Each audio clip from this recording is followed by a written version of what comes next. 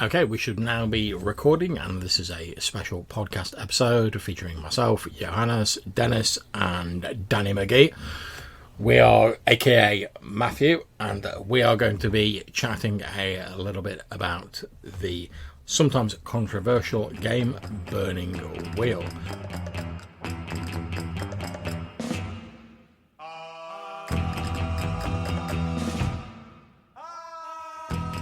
Now, if you're not aware of this, Burning Wheel is a fantasy role-playing game, and I forget the name of the person who wrote it. I'm sure Johannes can fill me in. Is it Luke Crane? Yeah. Luke Crane, yeah. Luke Crane. It comes in, the most recent version is this gold edition revised, which I'm sort of holding up now, so you won't be able to see that on the podcast. But it's a fairly small, sort of almost A5 sized book, but it's about an inch thick, so there's a lot in it. And there's also the Burning Wheel Codex, which is like the sort of second book, which is of a similar size. And that has a lot of stuff about how to run the games and optional rules and stuff like that in it. We also have Dennis and Mathew, who I think it's safe to say, guys, you've got no direct experience of Burning Wheel. I don't know if you've read it or anything like that. I've heard people talk about it, and obviously I know Johannes' love for it, but I've not played it myself or ran it. Yeah. Now, I'm in the position of I've not read it myself, despite having both of the books. I'm about halfway through reading both of the books. I'm sort of working my way through them. I'm quite enjoying what I've read. Have you actually run the game, Johannes, or have... Yeah, I've run several campaigns. And Okay. I've read the books. So we've got Johannes acting as like the resident expert on Burning Wheel.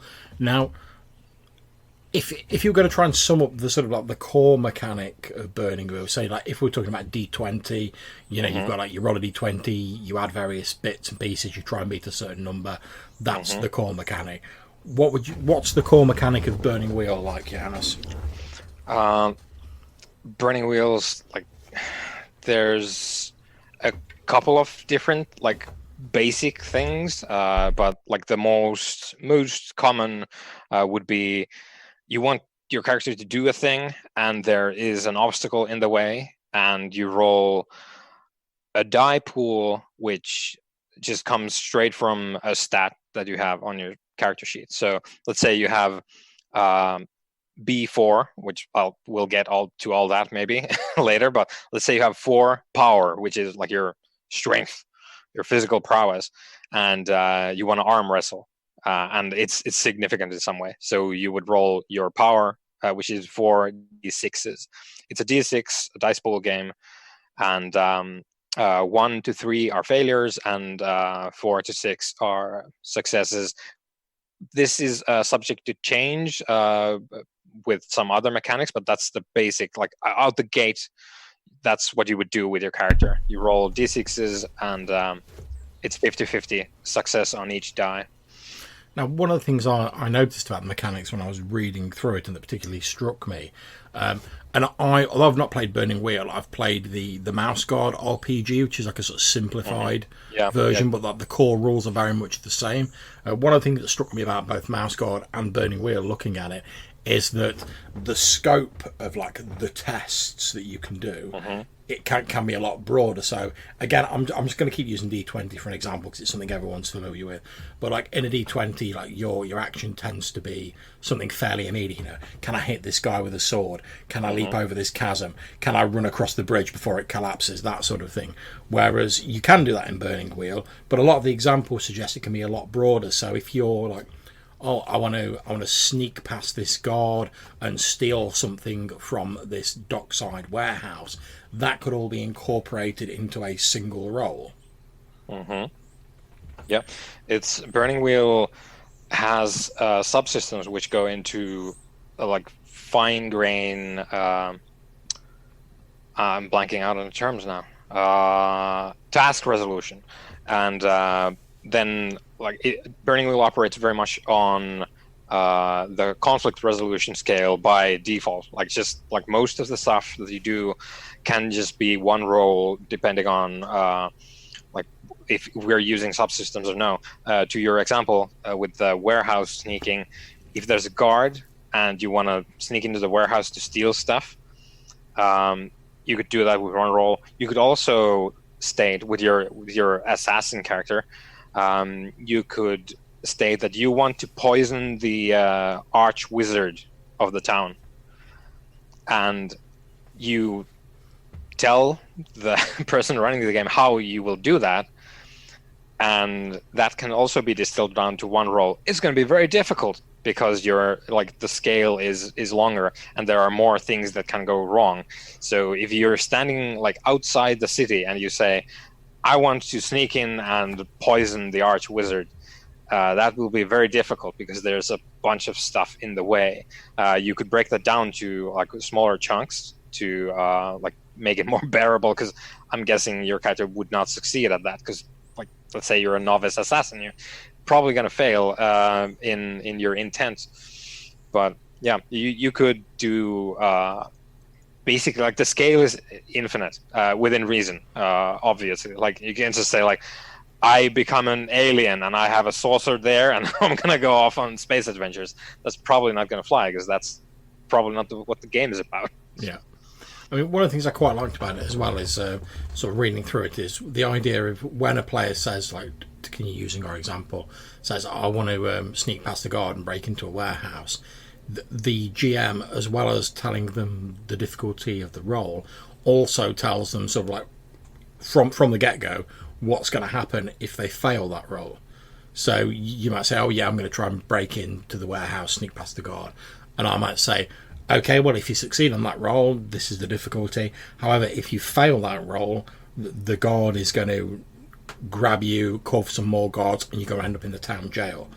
And so you can then either choose to be like, well, do you know what, I don't fancy that, I'm not actually going to go for that role, I'm going to think of something else. Or you can go for it, but you know what the consequences are going to be if you fail. Correction, John. Are you allowed to chicken out? No. You can finagle, you can adjust, but once you say as a player, I will do this thing, and you get the difficulty, you're locked in. It's called no weasels. That's a rule in the game. No weasels. So if you're standing outside the gates and you go, I want to murder the king, and I say, well, it's difficulty 20, bitches. You're going ahead because you don't know as the character that it's going to be very difficult. Well, maybe you do, but you're dumb. But also kind of like the potence of the failure aspect of it depends on like if the role is to sneak by one guard and you fail, then let's say you get spotted by the guard, and that is the consequence of the failure, right? Yeah, I mean, but you can say, I want to sneak into the compound and steal the secret thingy-ma-do, and then the concept of the failure is that you get captured and put into a jail, right? Yeah, very much. I mean, the idea is that the consequences should be proportional to whatever you're attempting. So, as you say, Dennis, if you're like, oh, I'm going to just like try and sneak in here past a guard, and that's all you're trying to do, the consequence will be less than if you're like, oh, I'm going to sneak in past the guard, sneak past everyone in the royal palace, steal the crown off the king's head, paraglide out of the window, and run away into the night. Yeah, retire. Exactly. Yeah, but to go back a little bit, so you cannot back out of a test once you've stated that you are trying to do a thing which requires a test, but you can sort of negotiate a little bit within the thing. So if you say, I will murder this guard that's like guarding this warehouse because I want to go in, I will murder the guard, and that's good. This like bleeds into a discussion that we also need to have, which is like you've just stated your intent. So your intent is to murder the guard in order to get into the warehouse. And the next thing you need to state is your task. So how, like by what means are you doing this thing? And if you say, I will cook a delicious portion of soup, and I will put in fish bones to make him choke and die. And I will go just serve the soup to him. That will be quite difficult, but if we sort of like adjust that a little bit, maybe you instead of going with the fish bones are the things that kill the guard, maybe you instead you have the soup and you poison the soup and then you go to the guard and they're like, here's some soup for you, and he's like, oh, thanks, and then he eats it and it's poison and he dies. Or the soup is a distraction while you crush his skull with your mace. Yeah, but then like that's the sort of like trying to figure out like what is the thing that you're actually trying to do here, and you can negotiate a little bit there in that space. But yeah, I was going to say, how much sort of leeway do you have in terms of that like negotiation? Because obviously, if you're saying like, right, I'm going to sneak past the guard and break in, you're locked into doing that. So whatever you're doing has to accomplish that goal or be towards that aim. Yep. How much sort of finagling room or leeway do you have to actually sort of work with that? There's no like, as I think maybe obvious, it's not like a hard and fast thing. The hard and fast thing is like you can't weasel out of a thing that you've gone in to do. So once you get the difficulty, then that's basically. So yeah, I guess that's the way to look at it. Like when you get the difficulty, that's you done. Like that's you're going forward and you're executing the thing. So that would be like before. You get the difficulty when you've established what you're going to do. So you do a little bit of wrestling beforehand, and then once you've decided whether you want to stab the guy, whether you want to serve him poison or some other stuff, then you go on to the difficulty bit.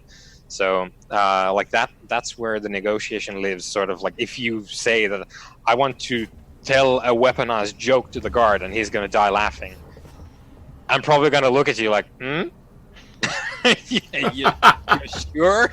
You sure about that, John? Because that sounds like a far-fetched thing. Which is me saying, John, dude, you're not gonna pass. It's gonna be a failure. See, now, like I say, the whole thing about like knowing the consequences before you get into it. When like Lloyd ran a couple of games of Mouse Guard that I played in, I really enjoyed that because it sort of built up the tension when you were making the dice roll. If you see what I mean, because it's like in Mouse Guard, obviously you're playing like these tiny like mice, and it's like you've been doing something like, oh, there's a huge hawk like flying over, and it's going to come down and try and like pick one of you up in its claws and carry you away to its nest to like eat you, and you're like, oh right, okay, I'm going to try and like hide under this log and like pull some moss over me, and the GM would be like, well, the consequence of failure is that bird's going to grab you in its claws and it's going to fly off with you. So like when you're making that roll, you're like, there's extra tension because you know exactly how bad it's going to be if like that shit fails. And this also gives you the opportunity to properly invest if you want to, with any sort of resources you may have. So if you have like extra dice you can use, and if you don't want to get grabbed by the hawk, you're just like, oh, I better use these.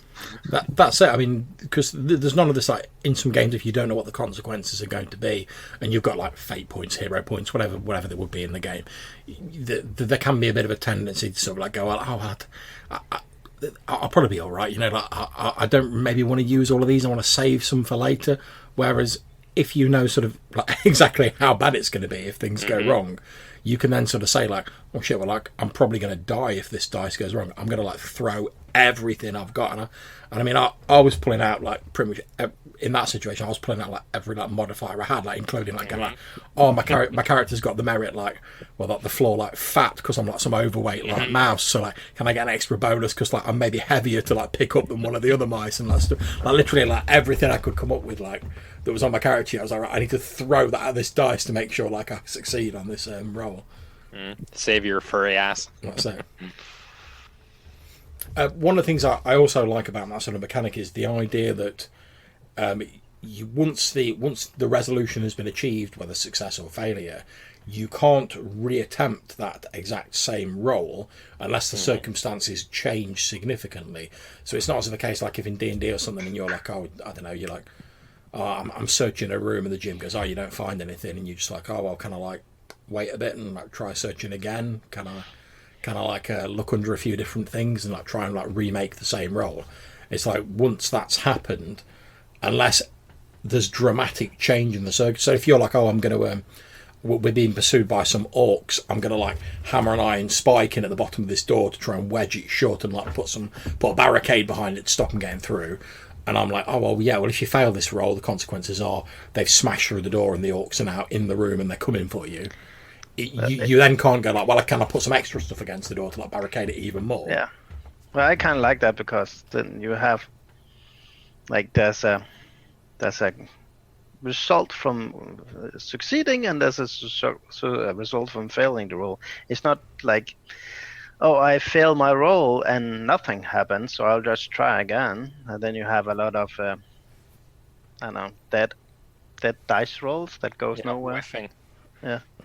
This is very entertaining, I feel, when there's like a fight going, regardless of whether it's to the death or no, because it makes for some like incredibly fun descriptions of stuff when you like you pull your sword and you're like, haha, on God, have at thee, villain, and you start sword fighting with this guy, and you both roll your sword, because that's what you do. You roll your sword skill, you get a tie.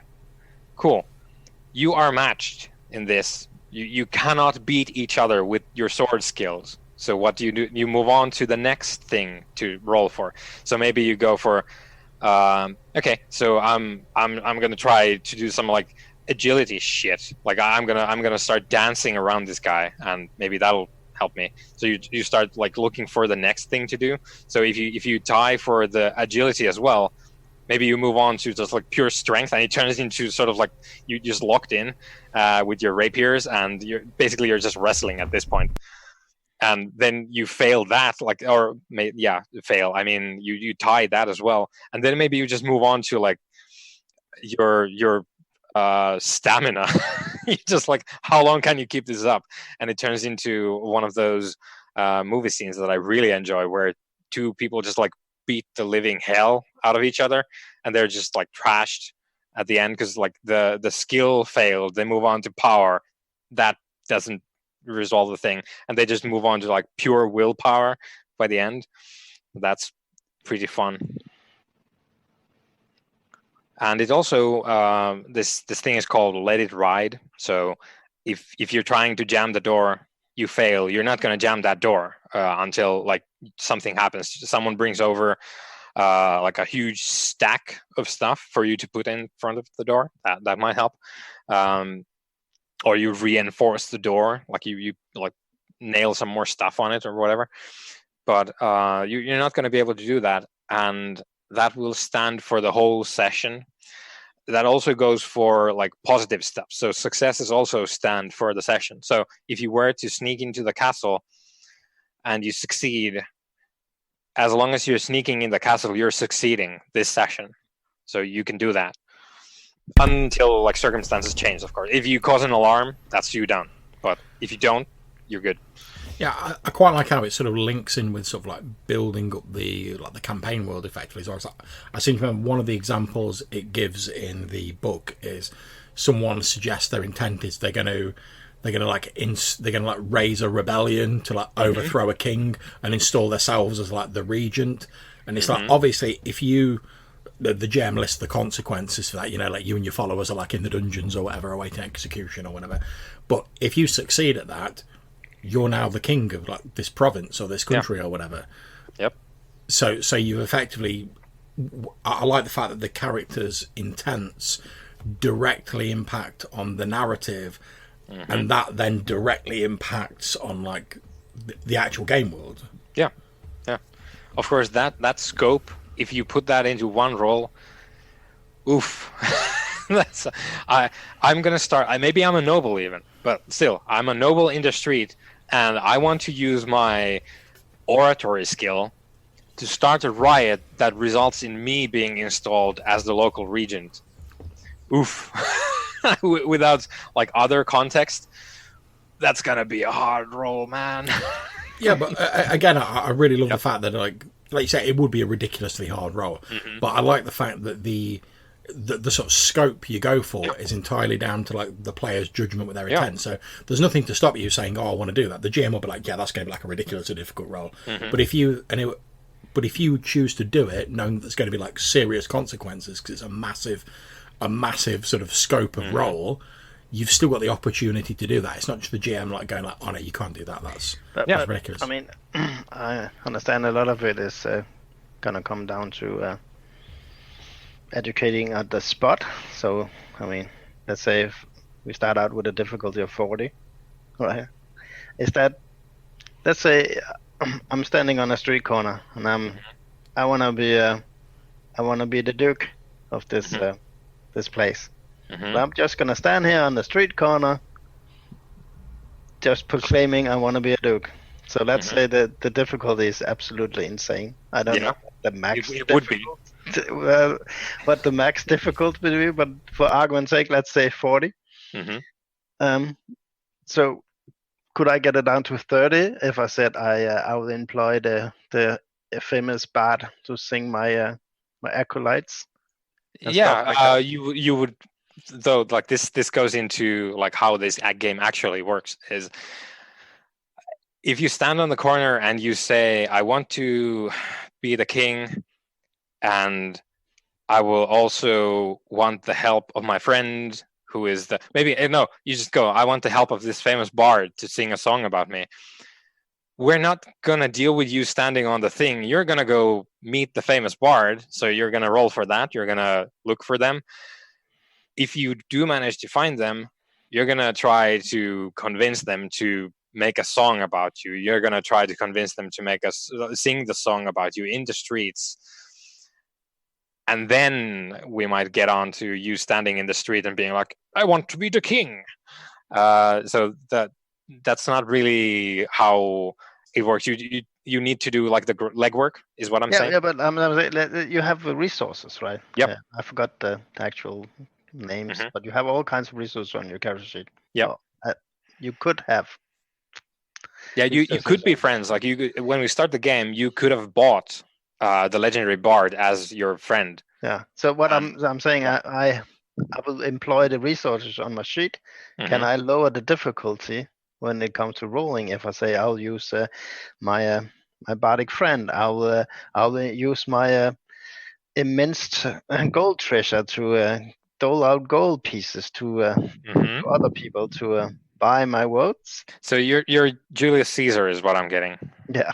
You've come back from Gaul, and you're just like dollar bills, y'all.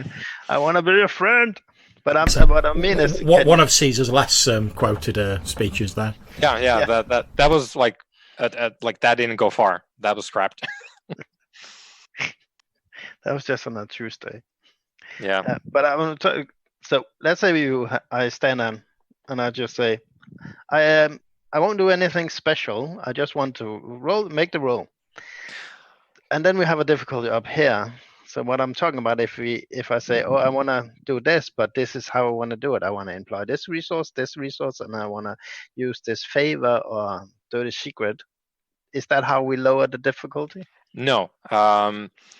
You, as a player character, you can influence the difficulty. There's more to say on this, but basically, you determine the difficulty through my interpretation of what you want to do by stating what you want to do. Okay, so what that means is you're a carpenter. You say you want to build a box. Cool, that's not difficult. There's probably a thing in the book that says like how difficult that is. Cool, we're done with that. Then you go on and you say, I want to build a house. You say that you want to do a thing that's more difficult, that gives the difficulty that which is higher. In order to move on from building boxes into building a house, you probably want to get your materials. You probably want to get the plans ready to go. You probably want to get help. It's still hard to build a house, though. So you don't lower the difficulty of building a house down to the difficulty of building a box. Instead, you're going to get more dice to throw at the thing.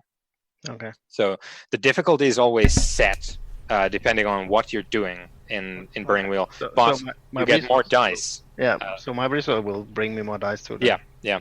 Every advantage thing. Yeah, sorry, John. No, I was going to say, and certainly the way I understand it, obviously, like I say, I'm only like halfway through the book, so correct me if I'm wrong, is, as you say, the GM bases the difficulty on your description of how you're doing it. So if I say, like, if I just go, I'm a carpenter, I'm building a house, and that's my description, the difficulty may be higher than if I'm like, right, I'm a carpenter, I'm building a house, but I've got X amount of money, I'm going to hire like a team of people, I'm going to get a draftsman in, we're going to do this, that and the other.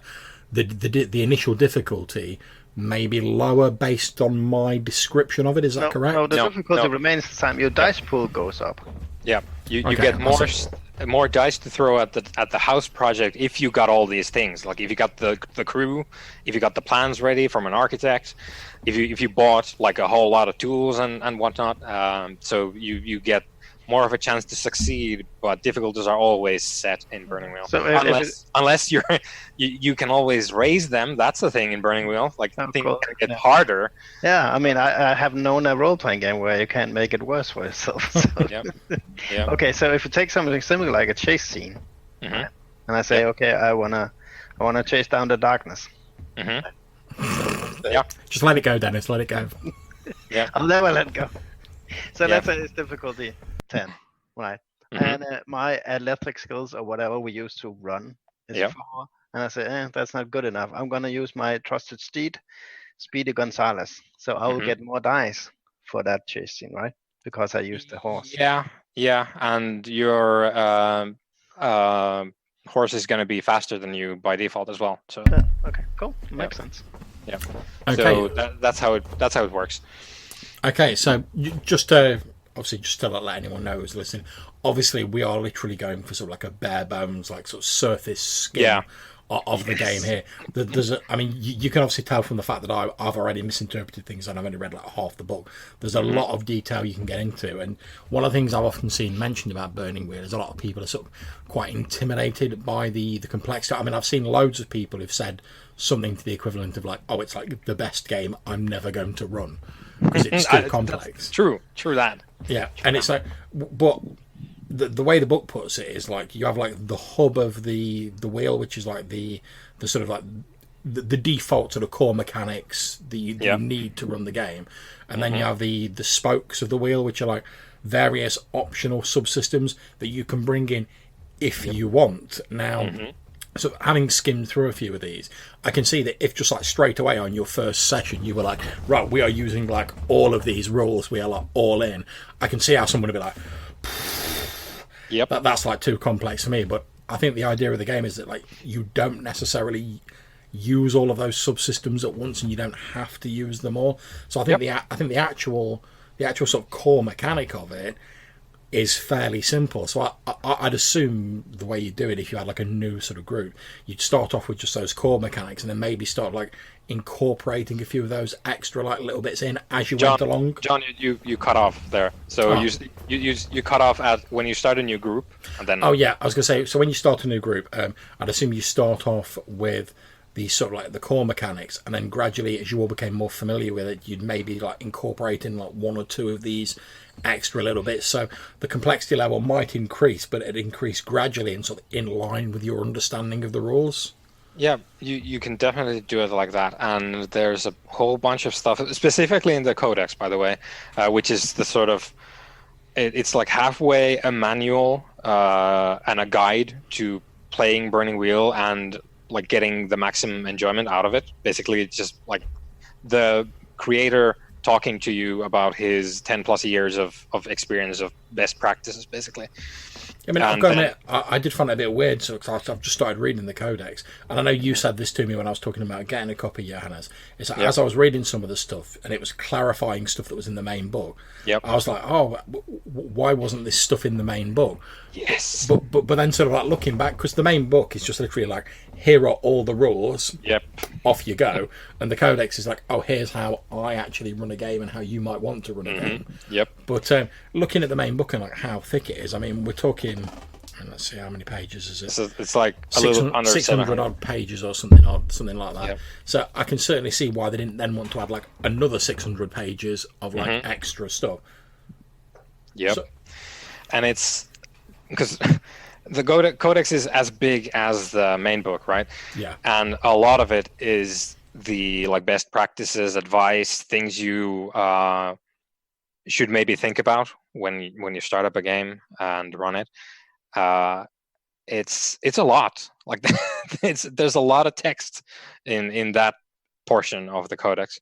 But what I was going for was in the Codex there are like new subsystems, basically a lot of magic, a lot of different kinds of magic, and it says in the book, as in I think at least in parts of the main book, that if you're planning on introducing this stuff, like everyone needs to sit down and talk about it. Like everyone needs to be made aware of what this thing is and whether or not we want it in our game. So that there's a bunch of that's sort of like baked in and kind of subdued in Burning Wheel, where like you talk about stuff before you do it. You don't just bring in summoning into your game without talking to people about what it does and what it might mean for the game that you're bringing into. But for your point, John, that is definitely something you could do. You could start out the game with let's say you have one town guard, you have a hunter, you have a carpenter, and you have a town drunk. That's your party to start with. And then you could bring in summoning at the point where this ragtag group of country heroes, they go into the caves and they murder the bandits, because that's what they did. And one of the bandits had this like ominous looking tome, and the drunkard is like, well, what's this tome? And then then we go into, well, Samuel, you just opened the book of summoning, and let's all have a sit down after the session to talk about if we want to bring in summoning into this game or whatever. But like the point is, like, get everyone's thoughts on things before you include them, because it changes the game. Because you have this is related to the scope that we were talking about with the tests before. Yeah. So if you're a carpenter, I think it's fairly like self-explanatory. Like, what could you do with the carpenter? Like you couldn't really. I want to take over the town with my carpentry? ? That's not something you could like do. I don't think necessarily. If you did, that would be amazing though. But if you're a summoner and you go, I want to summon like a demonic prince from the depths of the abyss, and I want to tell it to go kill everyone in the town, it could do that. It changes the scope of what could happen in the game when you include some of these subsystems. Yeah, I mean that's something I'm a great fan of, because I mean, obviously, like a lot of the OSR games I run, I'll sort of bring in like little bits and pieces and extra rules from like different OSR games. But I'm a big fan of sort of discussing what's being brought in with the players, rather than just sort of like springing it on the mid game and being like, oh yeah, we're using this now. So I really like that. Another thing I quite like is the character genning uses like a life path system for it. You know, you're sort of like constructing your history as part of the character creation, which I mean, I've been a fan of that since seeing it in like the original like Traveller sort of game, and it's often a mechanic I'm surprised doesn't get more use in games now, because effectively once you've sort of generated a burning, I mean, we see sort of like, or how much background should you do for a character come up quite regularly in sort of various like RPG forums. So I quite like the life path as sort of like a mid-ground between that, because by the time you've generated a character in Burning Wheel, you've got like, in a very basic term, you've got like their life progression to how they are when they start the game. So you've got like, I started off as a peasant, and then I apprenticed to like the town blacksmith, and eventually I impressed like a noble, and I became a member at court. And obviously you could fill in all the details, but you've got the sort of like the bullet points there already. Yep. So you're already sort of like linked into the game world effectively. I'm a big fan of life paths as a character creation means. Also because then you don't, you might have, I was a carpenter's apprentice before I became a wizard. And then you figure out, I have no carpenter skills because I didn't give that option as a wizard. Mm-hmm. As a life path, you will have carpentry, and you will most likely have the basic skills, and then you have some wizardry stuff. Mm-hmm. So I like that, because you're not. It makes the character as a character. Yeah, it makes them a bit more sort of well-rounded, doesn't it? Yeah, and it also like allows for like more than just like, I'm a wizard. Like, I'm a wizard now, but like you don't know me, bro. Yeah. You have all the fun other stuff. Like I grew up on the streets. That's it. Now I've got the sort of character burner section open in front of me here, and one of the things it obviously includes are the different. 'Cause it's, by default, it's a fantasy game. One of the things it includes in that, in the main book, there's other options in the codex. It includes like 4 fantasy races, which are dwarves, elves, men, and orcs, and each of those races has like different life path options that you can choose based on your race, if I'm getting this right. So when you're making like an elf or an orc, it feels more different from the start because you're progressing differently down different sort of life paths. Yeah, basically what the life path system in Burning Wheel does, it gives each of these, they call them stocks, so like elvish stock is like your character could be of Elvis. Elvis? Yeah, that'll be a thing. You could be an elf, and that would mean you get to choose from, I forget exactly how many, but there are what's called settings inside the elvish life paths. So like one of them is like wilder elves, so basically like elves living in nature, like not in cities and whatnot. Country elves, I guess. And there's probably like 20 different things you could have done as you are a wilder elf. So you were born, obviously, like the first thing is always like you choose where you were born. So you were born in the wilderness, and maybe you were a hunter as you grew up, like you were a young hunter, and then there was a war with the orcs or something, and you like some elvish lord came from the citadel, which is a different setting. It's the town setting for the elves. A lord from there came over to you guys in the forest and said, our need is great and dire, and we need to conscript the whole lot of you. We need to go and defend our lands. And then you choose, you were born in the wilderness, you were a hunter, you were conscripted, so you move on to the protector setting. So you are now a professional soldier in the elven society. Basically what these settings are like chunks of civilization for this particular species.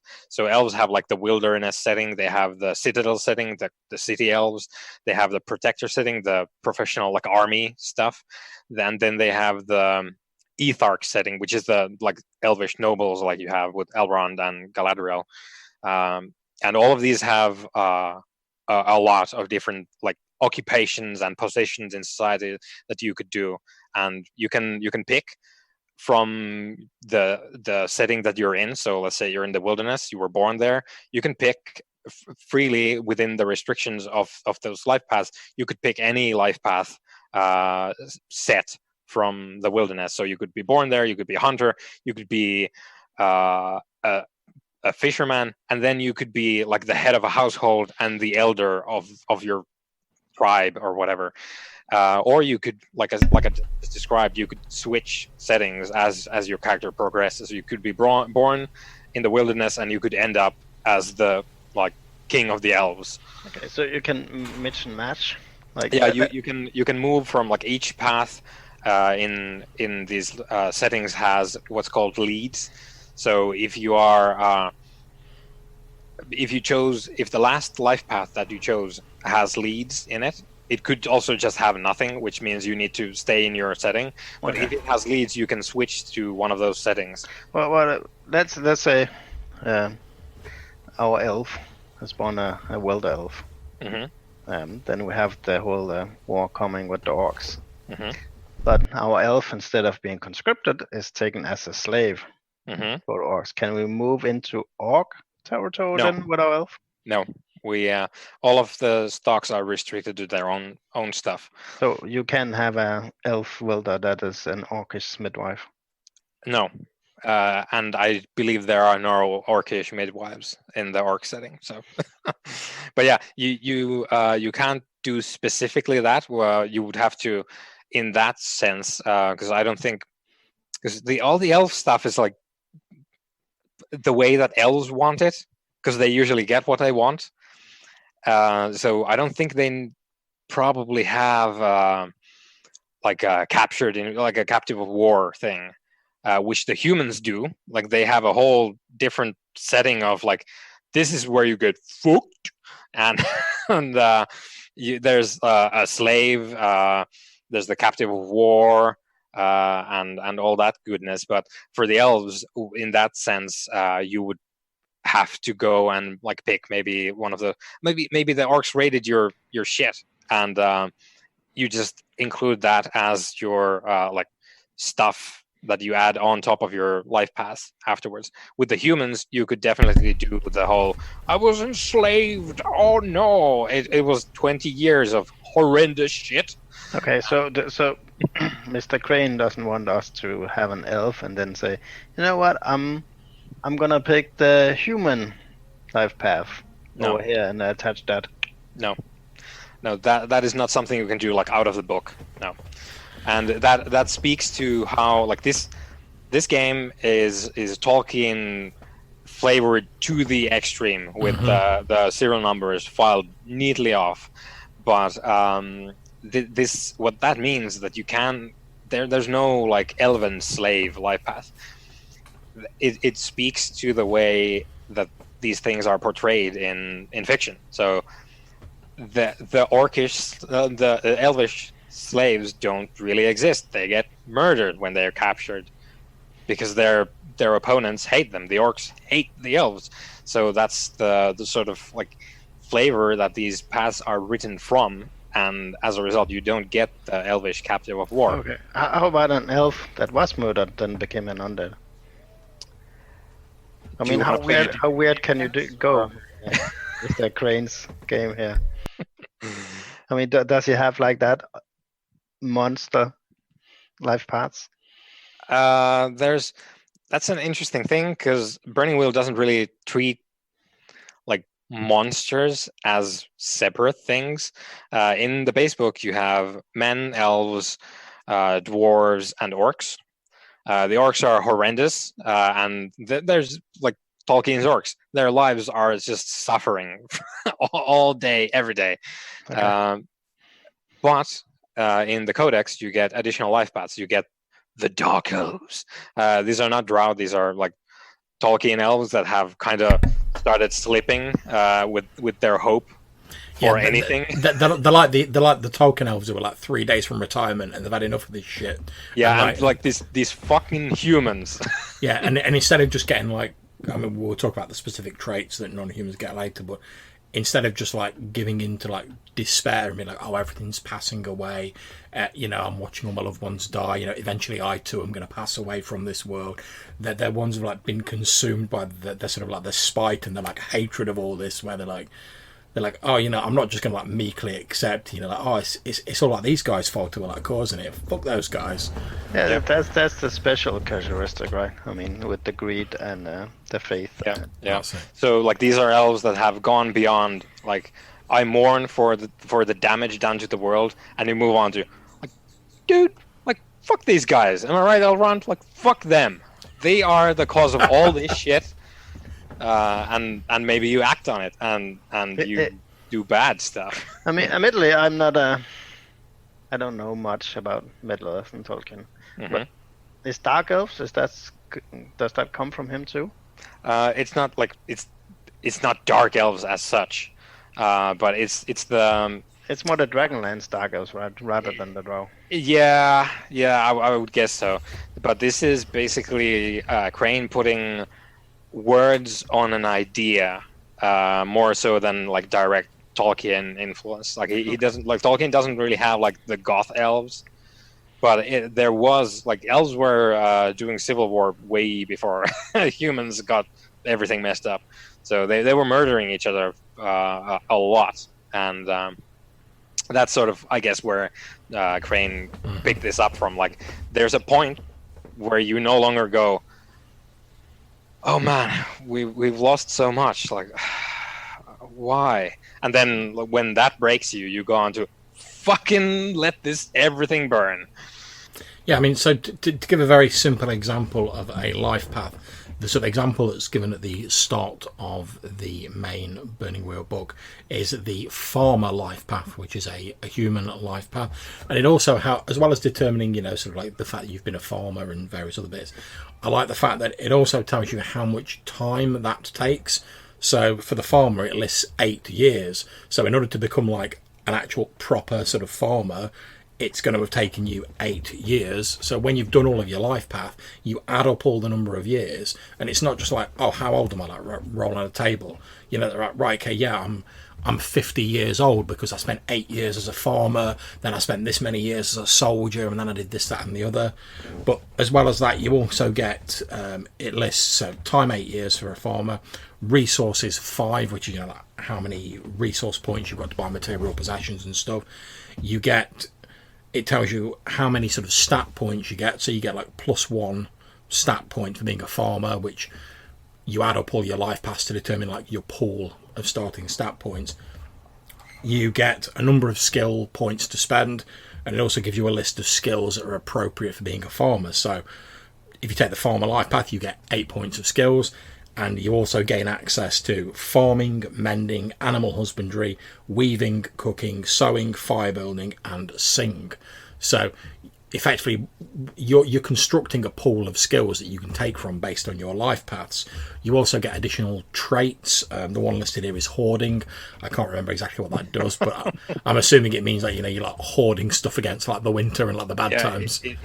It's probably exactly just that. So like no other things bolted onto it. It just probably is what's called a character trait, which doesn't have like, if you have this, then you also get this stuff. It's its own mechanical thing, entirely encompassed by the word hoarding, and yeah, that's what it means. Like you're hoarding stuff because that's what you do when you're a farmer. You need to stockpile. Especially because we're talking like a peasant ass farmer, so like out in the country, on your own, yeah, subsistence. Indeed. Then we've got the leads that we talked about, which are like potential exits from this, and the lead it offers here are villager, soldier, or servitude. So from these leads, maybe you spend 8 years as a farmer, then maybe you move back into like the mainstay of the village and you do something else there in the village. Maybe you go away to join the army, you become a soldier, or perhaps you're enlisted in like the service of like the local burgher or the local noble or whatever, and you move into his household, and you could pick a life path from there, and you'd go off in different directions depending on where you went.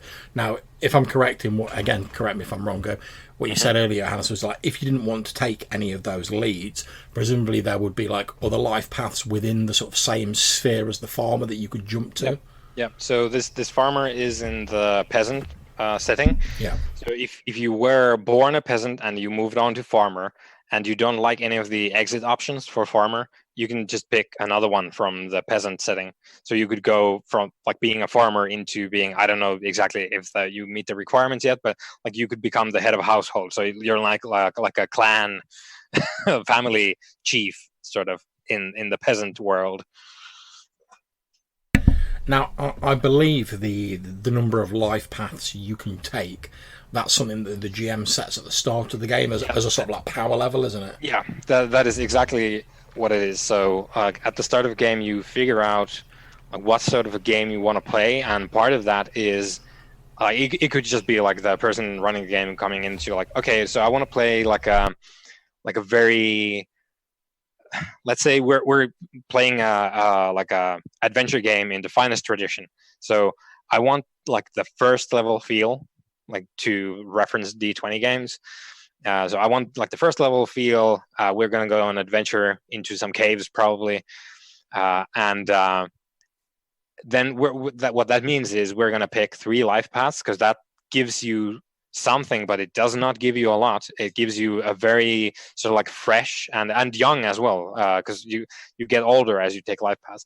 So it gives you a young person who has some skill, but not a lot, and they have a lot to learn, and they will advance their various stats and skills quite quickly because they are bad at most of the stuff. If you build your character that way, you might just like invest everything into like 1 or 2 skills and be like okay-ish at a couple of things, but you will be entirely clueless with the rest. So that's the sort of like result that the number of life paths give you. Playing like 1 or 2 life path characters, basically children. So you get into the more like adult territory with like 3 and above life paths. So I believe in the book it says like 3 are like novices, so like just fresh people. Then 4 is kind of accomplished, and then like 5 is you're getting into veteran territory. And if you go for 6s, then that is quite powerful already. Like you get a lot of points for that, if you like, depending on what like life paths you choose, obviously, but you could go places if you get 6 life paths. I mean, you mentioned sort of like the power level there as well. One of the things I found interesting about the game is it very unapologetically says right from the start, right, all of these different character races, etc., are not balanced. They're not sort of all on a level. So it's like the elves are like are pretty fucking powerful when you come down to it. Whereas the orcs, like you say, they have like a thoroughly miserable sort of slavish like existence. You might lose both of your hands before you get to play. That's exactly, and that very much puts in mind. I mean, one of the things that's often like mentioned about the original sort of life path system. I forgot the name of the game. It's just Traveller. That's it. The life path system in that is that one of the options was if you could always keep trying to go for an extra one, but like say you're in the military or something, every time you tried going for one, there was a risk that like you might get killed in action. Yeah, so, that's scout. Yeah, so it's like before the game's even started, it's like, oh, like my character's died like during creation, but I've got to roll up another one. And although it's not quite that level in Burning Wheel, obviously certainly with some of the orc paths, where you have like a chance at like every time you take certain paths to become like disfigured or gain wounds, because they're a very sort of the strong like rule by crushing the weak sort of society. Like, Tolkien orcs, like we were saying. Yeah. I quite like the fact that as well as going like, right, I've done this life path, so I know how old I am, I know how many abilities I've got, I know what sort of powers I'm like kicking out. Also, you can be like, right, there's obviously some like nasty shit has like happened to me in my life as well. So straight from the get-go, you've already got like a lot of positives, but also negatives to help you like again build this sort of like more rounded character. Yeah, and that's very much a thing that the Burning Wheel life path system does, because what we haven't mentioned yet is in each life path you get skills. Not all of them give you like you need to pick from these skills, but a lot of them do. So like with the farmer, for example, the skill that you will need to pick up if you were a farmer is farming, because you can't that's what you did. So you cannot avoid having learned farming if you were a farmer. And also because it's the one thing that they had on the trait list, you always have to pick up the first skill and the first trait in each life path. So the farmer will have to have learned some farming, and they will also have to get the hoarding trait. Yeah. So like that's what you will end up, even though like that's you're a king by the end of this life path process, but you will always have had the farmer there, and therefore you know a little bit about farming, and you're also a hoarder because that's what you learned. That's pretty cool. So like let's say you might end up being some like high class noble, but you've always sort of got in your back of your mind like, oh, I've got to like prepare for the winter, and I've got to make sure I've got like all my like supplies and stuff like that, because you've been through those harsh winters like back on the farm when you were like a lad and stuff like that. So I think that's pretty cool.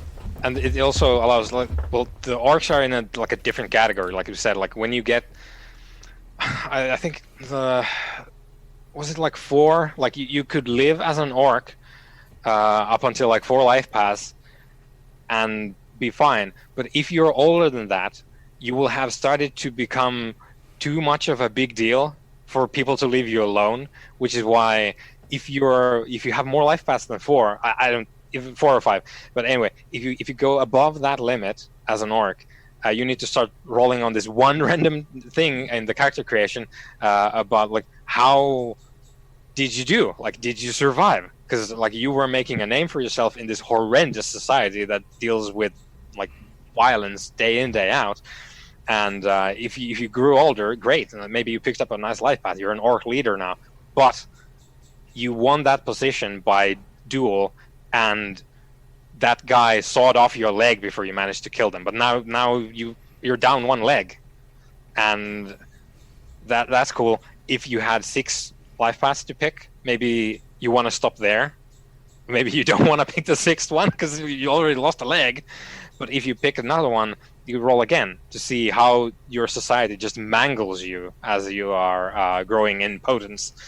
And you could, in this particular instance, the orc could like roll on the thing and see like, oof, I already lost one of my hands, and then you roll on the second one and you lose your other hand, and you go, I don't want to play a guy with both of his hands chopped off, so I'm gonna back off. And what that means is you get to keep your other hand, but you stop there because you backed off. Some big orc boss was like, what you gonna do, Git?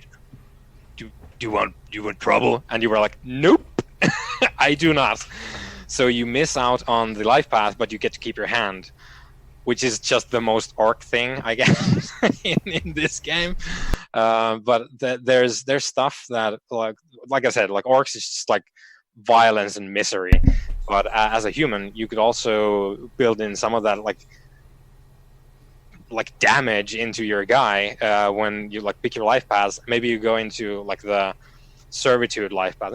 You were a slave for a bit, and you're gonna pick up a trait from that as well, and that will influence your character. Like you were a slave, and you have the trait that slavery gives you. I forget the exact name of it, but I do believe that it's basically like you were beaten. Like you were beaten down and kind of broken as a slave. So it actually has like mechanical effects. Like you're easier to mess with as far as like social influence goes, because you were like crushed as a person because you were a slave for a bit. But you could still be the king. Like you could just move on from there. But you will be a king who has like psychological damage as a result of his history. But all this is just character generation, right? Yeah, this is character generation. Yeah, so once you start the game, you can go back to our life path one. Then you proceed into the XP. Yeah, so this is the life path thing ends and is locked in stone once like play begins. So your last life path is the thing that you completed the last, and then play begins. Like just before the play begins, your life path. Your previous life path, the very last life path actually, is the thing that you just finished doing. Yeah. So if you were a farmer for 8 years and then play begins, that's what you did, and now something else happens. Maybe, probably because it's a game. Probably there's gonna be orcs. Yeah, but you're not gonna like in Warhammer, where if you need to progress, you need to pick a new. Yeah, no, that this is just for your background and building your character. So once play begins, you don't like get new life paths or like any of that stuff. That's done, and then character progress and advancement happens. Yeah. So Mathew, if you want to play an orc, you have to chop off your own hands. Yeah. If you want to like cosplay, method act cosplay an orc as a human. I guess you would chop your hands off and be like, "Hey, boys, I'm an orc now." I've seen some things, my friends. Yeah, I'm a real orc boy. Yeah. I do want to throw a question into the ring while we're in this area. I think Johannes actually answered this off a while ago when I asked it, but I suppose it's good to ask for the podcast. We talked a lot about elves and orcs and maybe even dwarves at one point. Mm-hmm. Yep. But does Burning Wheel have like a default setting? Or is it more like a toolkit and you build a setting around the players? Yeah, this is the thing that they do address probably in the codex, because that's where most of that stuff is. Burning Wheel does not have a setting, but it has an implied setting through the life paths. Right. So like I was saying to Dennis, you can't really pick a life path for an elf where you were a prisoner of war, which speaks about the setting for the elves. Like that's not a thing that happens to elves. But it's not like there is no setting, but there is setting baked into the character creation process.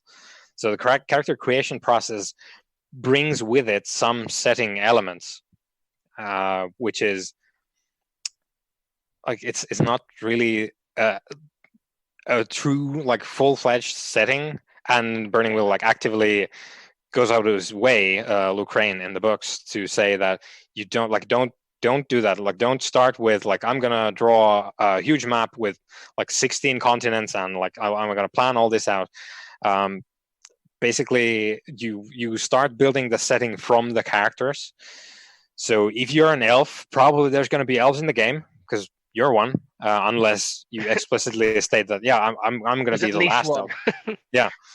So if you play an elf, you're going to bring elf stuff into the game, and through your character creation, maybe you're the king of elves. Cool. So that probably means you get a lot of resource points to spend. You're probably buying like if you want to, you could probably buy like an elven citadel. So you start out with a fortress. You buy an army into said fortress. You buy yourself a queen and maybe some other friends as well. So immediately, like an elven setting spawns around your character as you buy these things. Same goes for the rest. So rather than having like a Forgotten Realms type, structure there, it's more in the book. Each race gives a flavor, which implies the kind of like things that you're going to find in this world when you've constructed. So it's more like it gives you direction, but not a thousand of years worth of history to work with. Yeah, that's exactly it. And it doesn't really like, it's not just like the species stuff.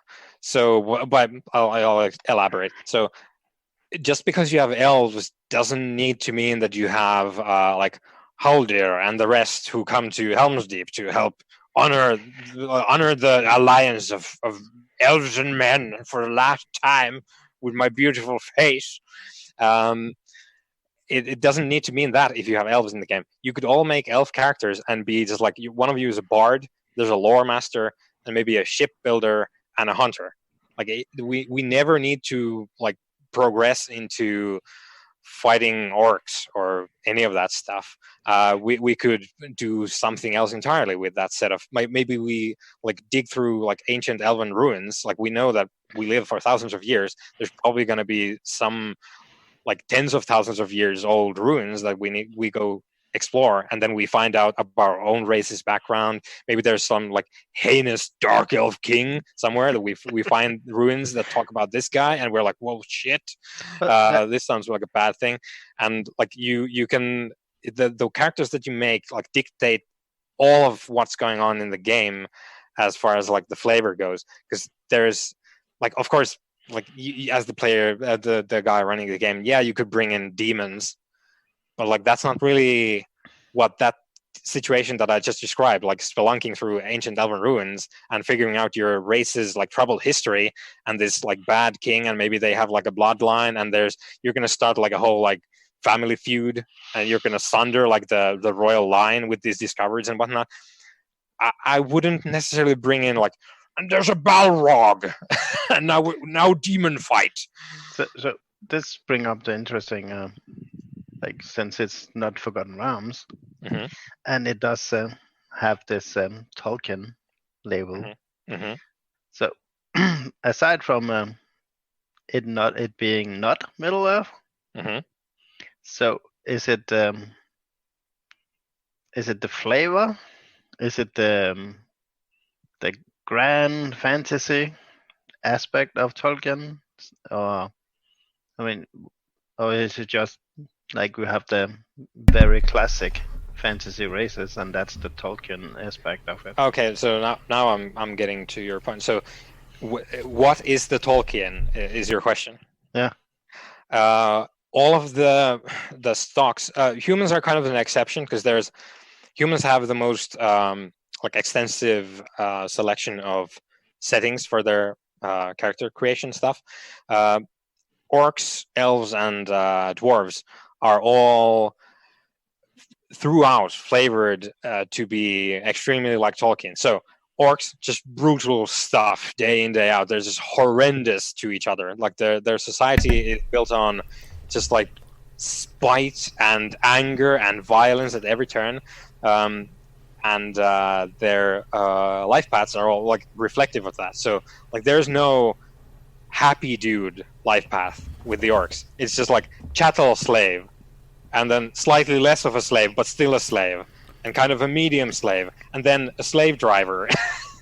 Yeah, I mean it's like you say. I mean, to go to like the dwarves as well, they're all sort of like all the life paths are based around, you know, like being sort of like clan warriors and sort of like people who like hold these huge dwarven keeps and sort of master artisans, and but it's also tempered by the fact that they're very driven to acquire things. They're like a bit like Thorin Oakenshield in like the Hobbit, where he's like, oh, I want to reclaim this hold because it's my hold, it's my shit, it belongs to me, and I want it back.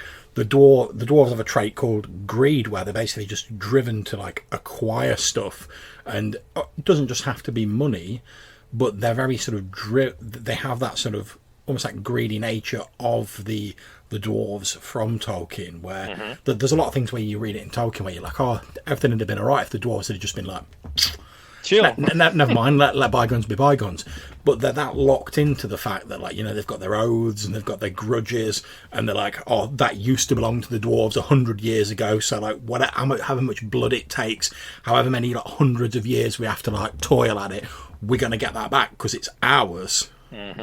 And that they're very flavoured like that. And the elves are very sort of magically linked. They're like magic's like, because magic works differently for different like life paths and different stock.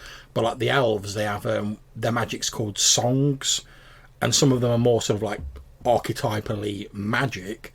But a lot of the songs are sort of based on what might seem like mundane skills. I know there's one that me and Johannes have been talking about where it's basically a song for like making wine and like booze. And it's like, the purple song. Yeah, the purple song. It's like, if you're a human, you can get a skill that allows you to make booze and like make beer and stuff like that. You can if you're a dwarf, that's absolutely fine. But the dwarf skill for like making booze is flavoured differently to the human one, and that's flavoured differently to the elves. So the elves are like singing this magical song. They're all about like bringing the, I mean, I don't know whether they literally sing, but I like to imagine they do. Yeah, it's the way it's obviously you're free to interpret this stuff, but it's implied that the what's called skill songs. So, for example, the purple song, it's this sort of like natural magic that the elves have, like their life. Their life is magic because they are magical beings. It's a song that is sort of like a mnemonic device for them. So they have like figured out and memorized like the best stuff about making wine, and there's a song about it, and you sing that, you work your magic, and you make the wine, and the end result is the wine.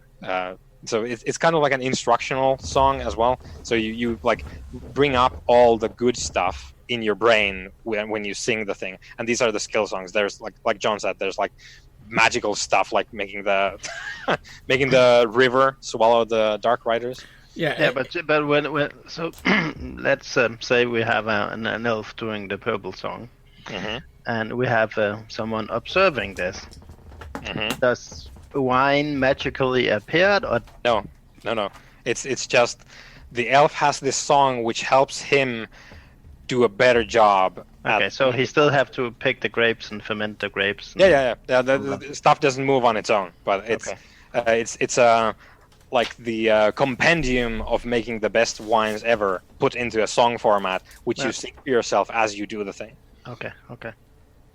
Yep. So like that's the like going back to like where's the Tolkien?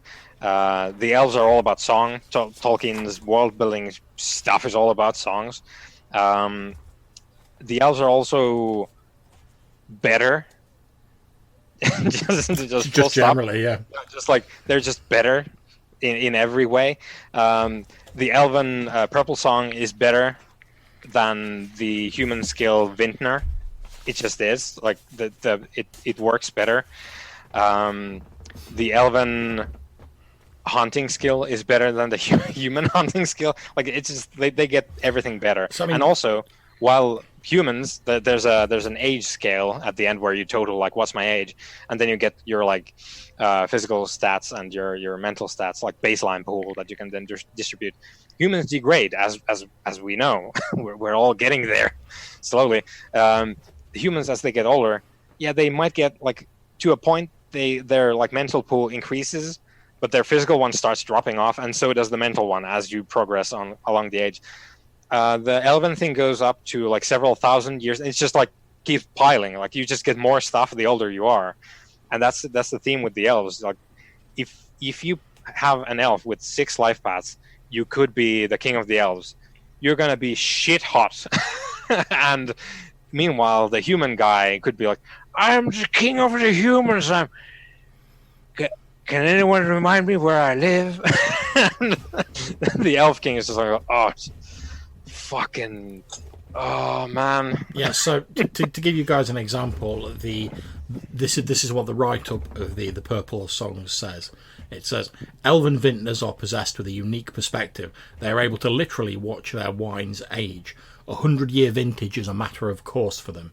This skill is similar to the vintner skill, which would be the more standard human skill, except that wine made using the Purple Song may be treated with the antiphon union and imbued with either a lyric of healing or the doom of strength, because the elves can like link all of their songs together and like tie enchantments into like sort of normal things. So you might make a wine be like, oh, because I can link it with this song to like tie some sort of healing power into it.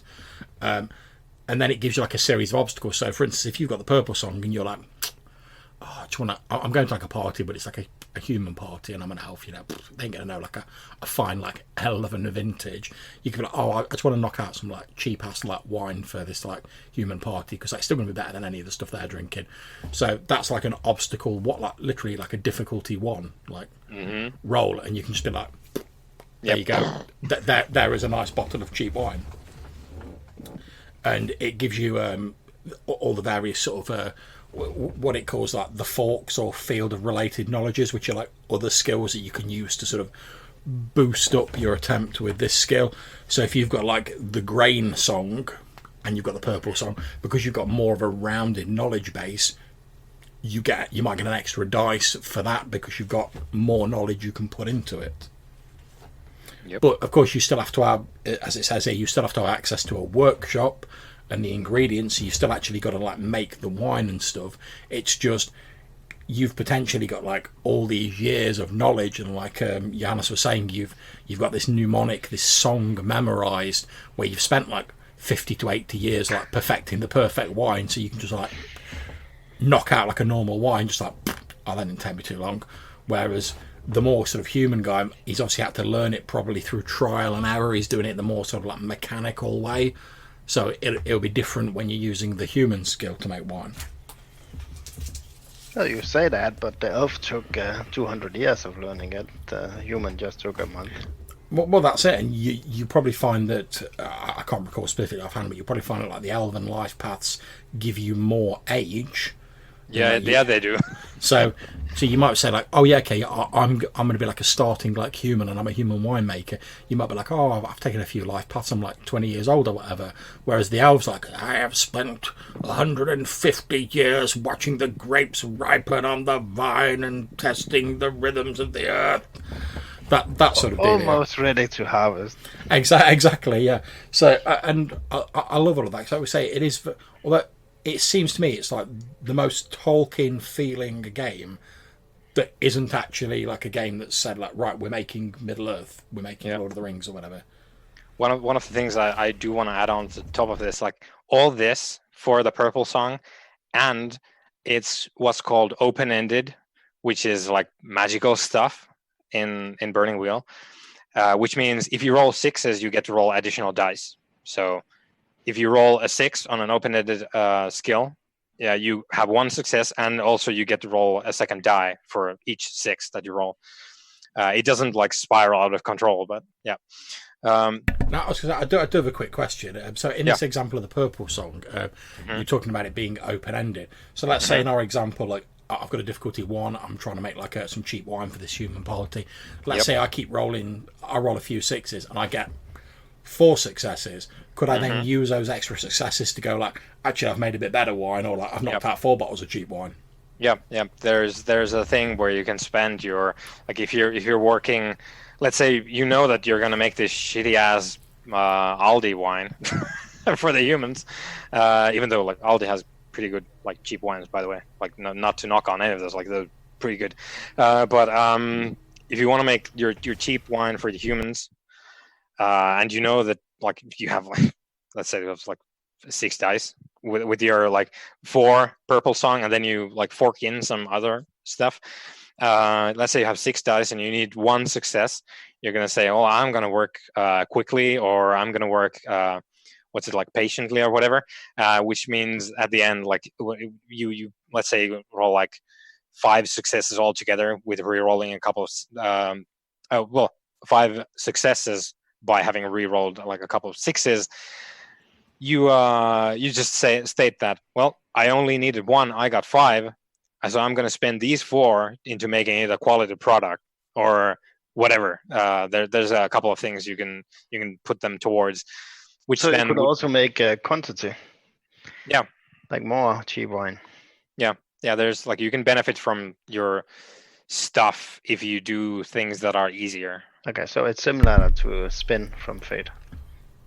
I think basically what I'm trying to say, Dennis, is if like Johannes gets around to running the game and I play an elf, we're not going to get short of wine. That's what I'm trying to say. Yeah. Also, like just to point it out, if you are a human vintner, you get the skill vintner. Cool. You can probably make wines. There's an elf who can just sing at the grapes, and he's going to have healing potions in wine form. Like, and it's not going to be difficult for him to do that. Which is again like to the Tolkien thing. The elves are just better. Like you're not gonna win by like unless like you bring in all your wilds and whatnot. The elves are just gonna be better at everything because they're like mundane shit to them is magical. It's like in that example, it's like, okay, yeah, if you're a human and you want to make like a healing potion, if you've like spent like a lot of time getting the necessary skill to be able to like bind magic into something.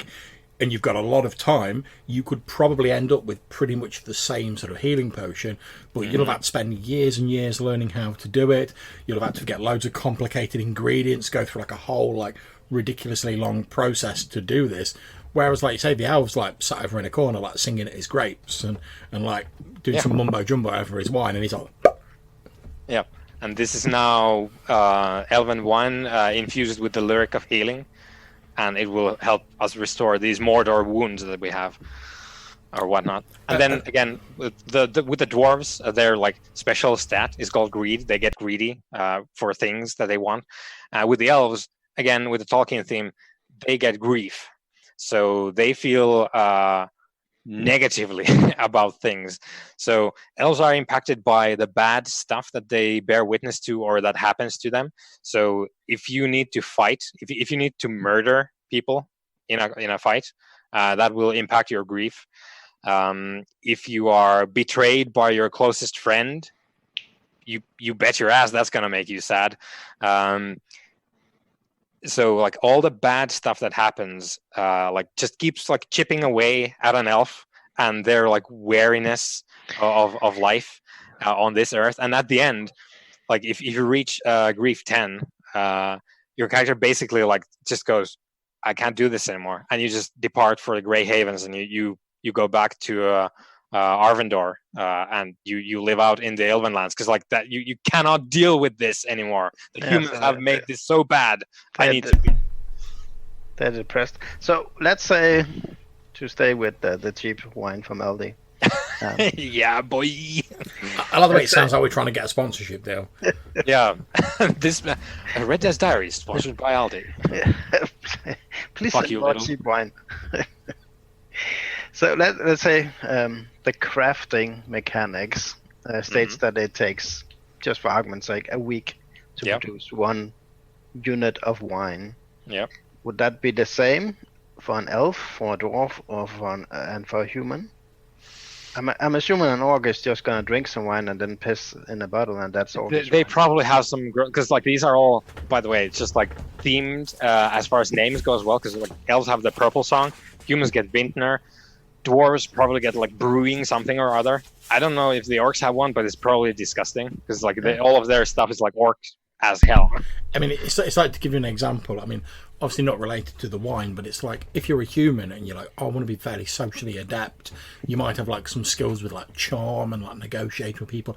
If you're an elf, you might have some skills where it's like the beauty of your presence can like awe people. Whereas if you're an orc, you get things like poisonous platitudes, where it's like you start like Grimer Wormtongue style, you're like snipping these like snide remarks, all with the eventual aim of like throwing people off their guard, so you can like really stick the knife in when they're down. But because you're an orc and that's what you do, you don't just like persuade people normally. Yeah, there's no diplomacy skill to be had. Yeah, and I mean even poisonous platitude is like, this is like a rare ability amongst the orcs, because normally they don't bother wasting the time to like throw people off their guard with sort of like poison pen words. They just sort of like get in there and like deal with them. Yeah, sneak. But to get back to your question there, Dennis, I don't remember if there's probably not like a different time scale for things, but there is, in that a human vintner has probably less that they can call upon. Not always, but like just by standard, they have less of a chance to have successes over their needed requirement to lessen the time that it takes than an elf. Because like just even if they both have like 4 dice, the human vintner rolls, you get 2. That's what you needed. Fine. The elf rolls, you're probably gonna get like 3, like depending. Obviously, like I don't know the statistics for this, so don't like it is wrong. But the elf can re-roll 6s just by default by not doing anything, and that's before everything else. So like the elf and the human will make wine in the same amount of time, but the elf is better, so they can make it quicker. Oh yeah. Okay, so but the elves came with the theme. Yeah, this is the wine podcast now. That's by the way, we're playing Burning Sommelier. Wine Dice Diaries. Yeah, it's red, by the way. And that's the secret behind the name. Yep. And finally, we figured it out, guys. I say it was all about wine all the time, man. My secret's out. So humans, I understand they can have faith. Yes. And that is something that they don't always have, but it's something you can select. Yeah. If you pick a religious life path, like there's a whole bunch of them, a whole setting dedicated to it. But there's like in the city, you could be like a city priest as well. Okay. Like some of those have the trait faithful, which like some of them. I don't think it's necessary for any of them to pick that, but you can pick that if you are one of those life paths that have it. And if you pick that, then you get the faith stat as well. Okay, so they don't have keeping with the Tolkien theme, hopeful or resourceful or anything like that. No. The humans are the most like expansive and flexible for things other than Tolkien, because they have sorcery as well, which is not really a thing.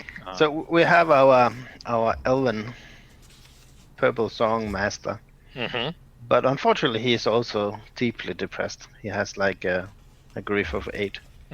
Would that influence his ability to make this wine he had made so many times and no one really appreciated anyways? It's the non-appreciation that would affect him, not really the making of the wine. Okay.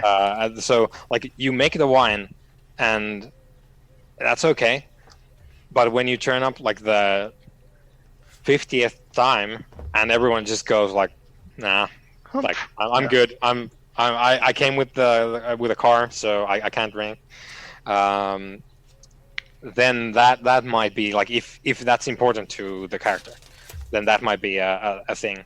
But at that point, it like this is the thing with grief. Like you deaden as you progress.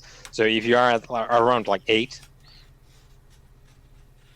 rejection in things important to you and just like outright like nasty stuff, and just like combat and murder are not going to be as impactful anymore because you are like beyond that. Oh, okay. So it's not you become more sensitive as such. No, it's no. more you become more dead to it. Yeah, you like the world beats you down and you want nothing to do with it. Okay. Like, that's the progression curve. Okay. So like I think like killing is at 4, like as far as like the scale goes. So it goes from 1 to 10. Killing is at 4. So if you are at 8, killing is not cool in your opinion, but it's not gonna be as much of an impact anymore because it's probably happened a lot to get you where you are. Okay. So in that regard, it's kind of like reversed humanity from a vampire. Yeah. You become less you become inured to the horrors of the world, really. So with greed, let's say you have a dwarf with an 8 in greed. Yeah. Is that he is more greedy? Yes. And almost can't control his greed. Yes. Greedy as fuck. Okay, so we don't really want to roll into an orc with an 8 in hate. No, you don't. Never mind the dwarf. You just don't want to roll into an orc with like 8. Yeah. And the things with like grief, it works as I just described it. Like at some point, if you're at 8 grief, killing is not going to be hitting you as hard anymore. For greed and hatred, that's not true. You always get the nagging voice, whether it's like you should use that jewel belongs to you. You should get that, or it's just like the goblin took my lunch again from the office fridge. I will murder him this time. It never stops affecting you with greed and hatred. Like all the small stuff always gets to you with those 2 stats, whereas grief you become kind of dead to it. But a dwarf never stops growing greedier. An orc never stops getting more angry. And with humans, well, it's their thing doesn't advance by default. So like if you mess around with faith, it too advances, but it's not the same thing. But it's more like a traditional power. Yeah, it's more of a traditional stat. Basically, when you've got faith, it allows you to call on it allows you to do prayers to call on like divine intervention, and there's like a series of sort of common prayer effects with like difficulties associated with them. So you use it almost like a skill. You're like, I'm just pick an example. So there's one here called Aid, which has a difficulty of 4, where when your sort of physical body's like lacking the necessary power, you call upon your deity to give you like the tolerance and the ability to succeed in something you're doing. So if you meet that 4 successes, it gives you like an extra dice to any skill, stat, steal or health test you want to do, and any additional successes you get give you like an extra dice. So you could be like the weakest like person in the world, and you're like, oh shit, I'm about to get attacked by this like orc or whatever, and you like call on the power of your god, and if you get like 6 successes, you're suddenly like, right, that's 3 extra dice to like whatever I'm doing. Okay, so is faith open-ended? Yes. Yeah. So all magical stuff is okay. Yes. Yeah. And that's the joke, right? All elven stuff is magic. By the way, dwarves also get like magic stuff, so they get like magical smithing, for example. Like they make bomb-ass armor and stuff, and orcs get some of their own as well. Like I don't know if this is open-ended, but their version of carpentry is called Bastions of Hatred, and you build orc bastions of hatred, I guess. Yeah, but pretty much all of like the orc skills sound like the titles of like black metal albums. Yeah. It's like when you're doing a project and you're really tired and you just want to go home, but you have to finish it.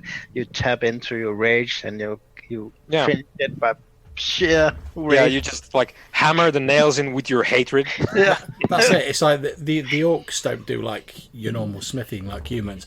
They literally sort of like beat the metal into like submission with like their raw hatred. They don't heat it at all. They're just like But it's got to be one of the only role play books I've read, and obviously I've read like quite a few of them, where I've been reading through the skills section and I'm not just gone, oh yeah, so you've got this skill, that skill, like pretty much every role playing game, grand, and I've like skipped through to the end, going, I know what this does, because like okay, the normal human skills, you pretty much know what they do. There are some like cool extra things in there that I'm sure we'll get onto in a bit, but just the fact that all the non-human stuff is like specifically flavored to like the core sort of character, that particular trait of that non-human is really refreshing for one, and it also makes the skill section actually entertaining to read, which I think is a fairly impressive achievement. I mean, to be fair, all Luke Cray needs to do is like make an equipment section that's interesting, and I'll like proclaim him like an RPG god. Well, I mean, you need your shoes, right? Yeah. Don't forget your shoes, guys. But you should probably explain that to anyone who's listening. Yeah. So in Burning Wheel, you could buy, for 1 resource point, you could buy clothing, and for 1 resource point, you could also buy shoes. So it's one of those things that designers like to bake into their games sometimes. Probably some like inside joke at some point during their thing, but you need to pay separately for your shoes.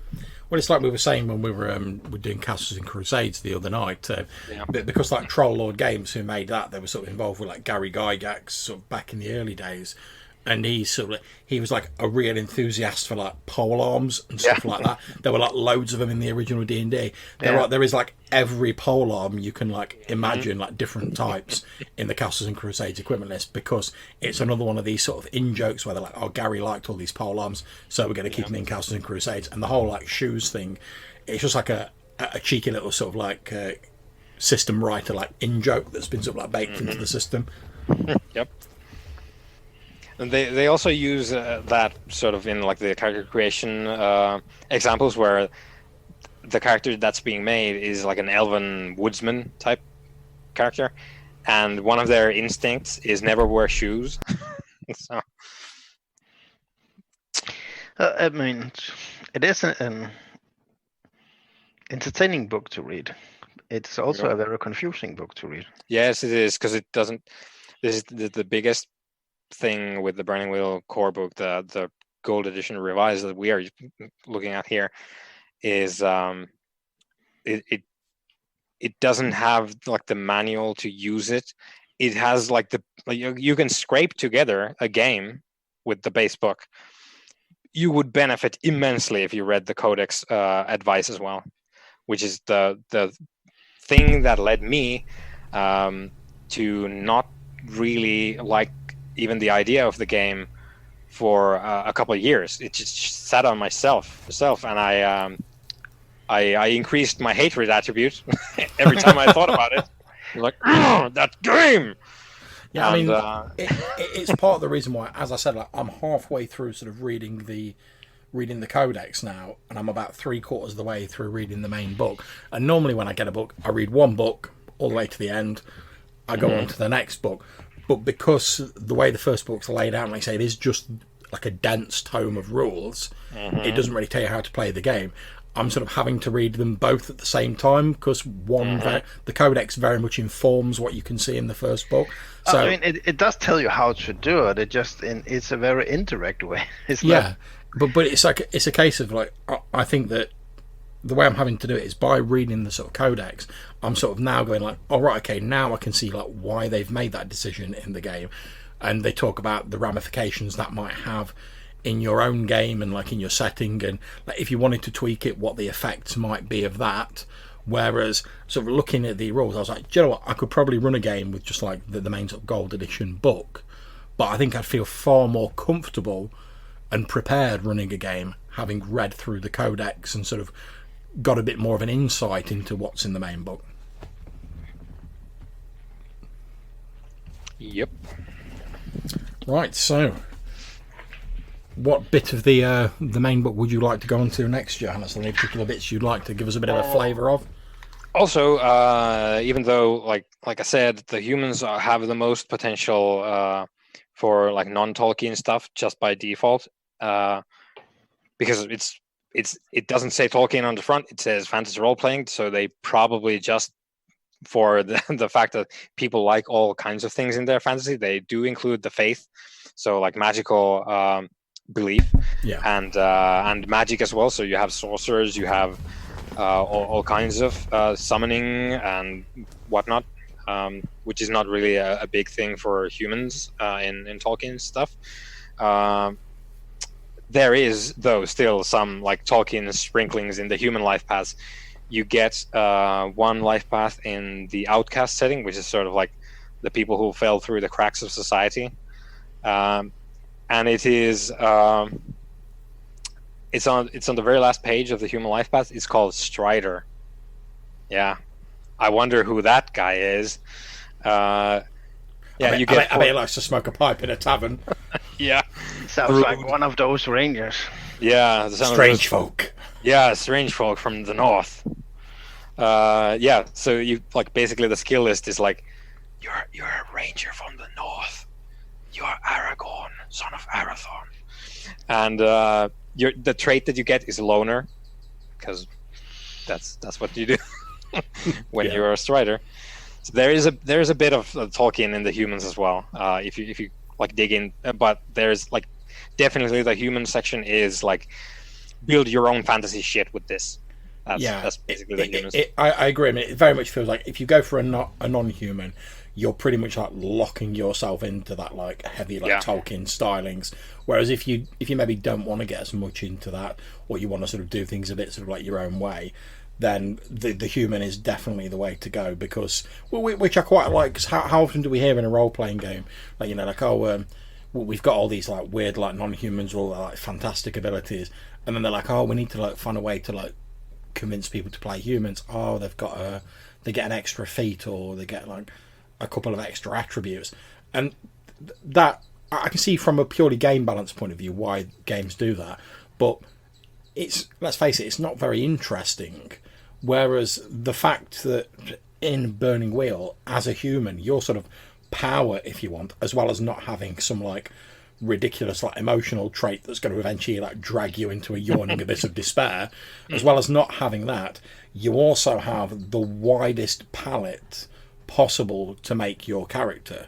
So, which, as far as I see, like, it's one of the few games. I mean, I love like playing my non-humans, but this is one of the few games where I was like, oh, do you know what? Yeah, I'd actually quite fancy playing like a human character, because there's a lot more. I could put my own stamp on it a lot more than I could do. I mean, don't get me wrong. Like, I'll play an elf and like whoop out that purple song and make wine all day, every day. Yep. But if I was like, oh, I don't really fancy going down that sort of heavy Tolkien route, I'd be quite happy playing a human in this game, whereas I don't often play them in other games.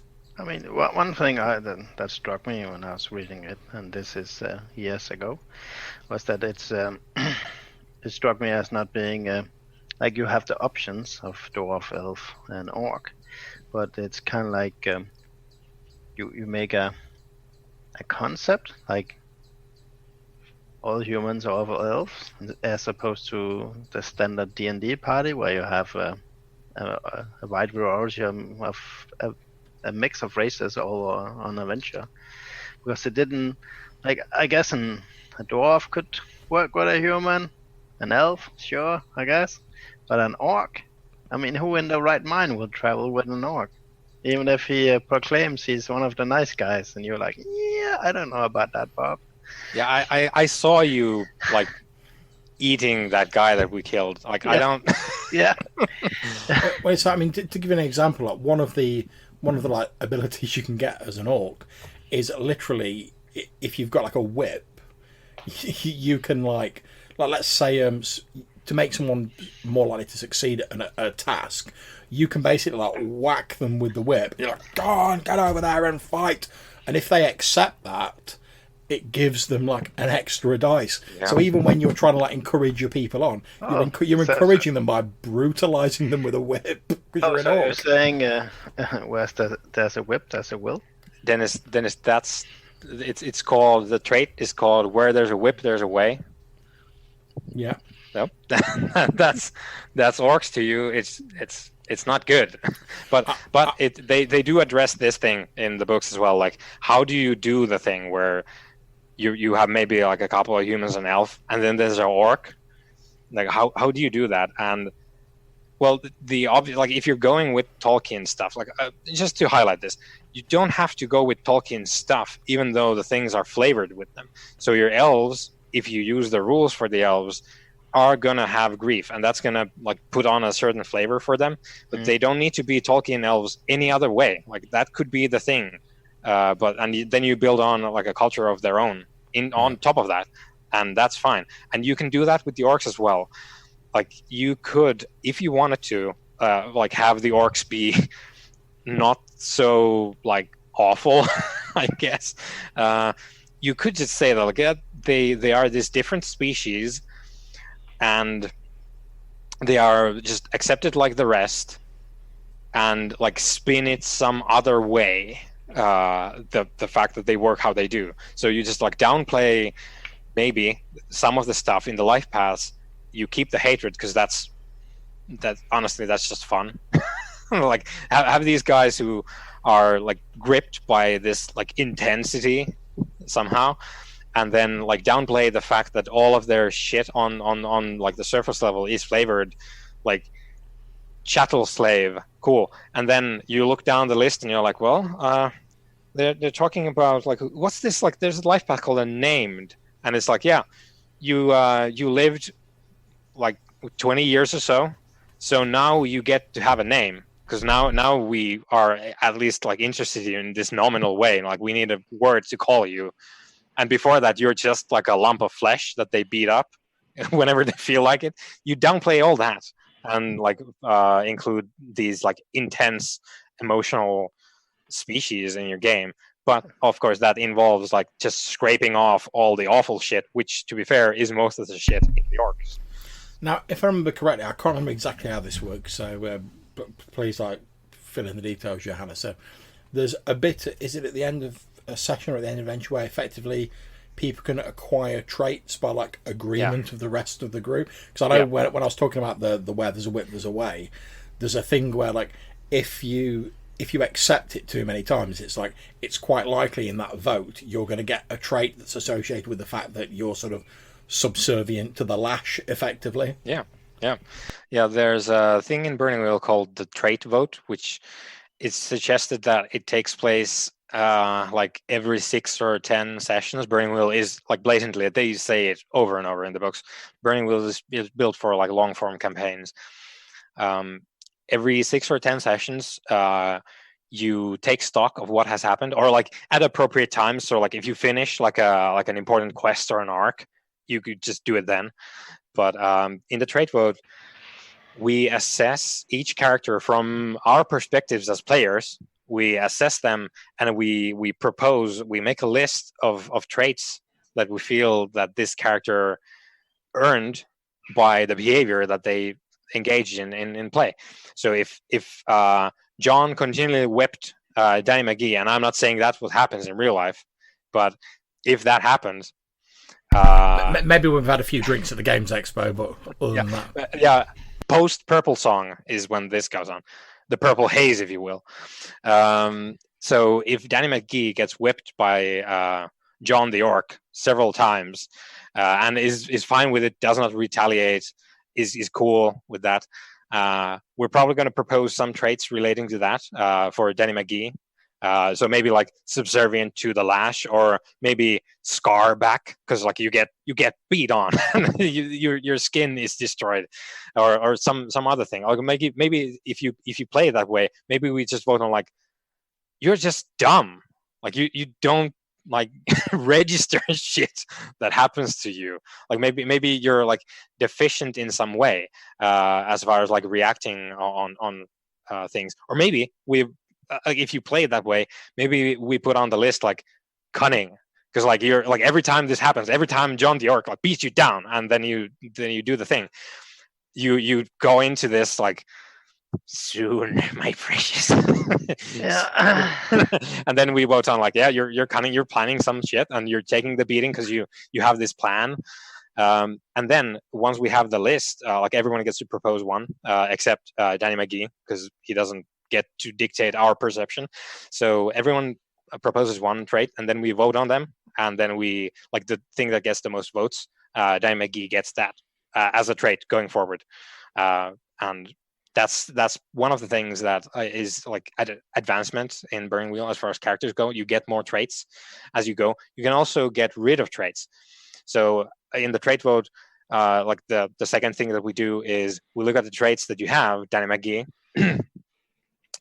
If we have like, let's say you earned cunning because you have this master plan to destroy John the Ark, and it necessitates that John the Ark looks at you like a subservient dog, and you've been working on it, and you've succeeded.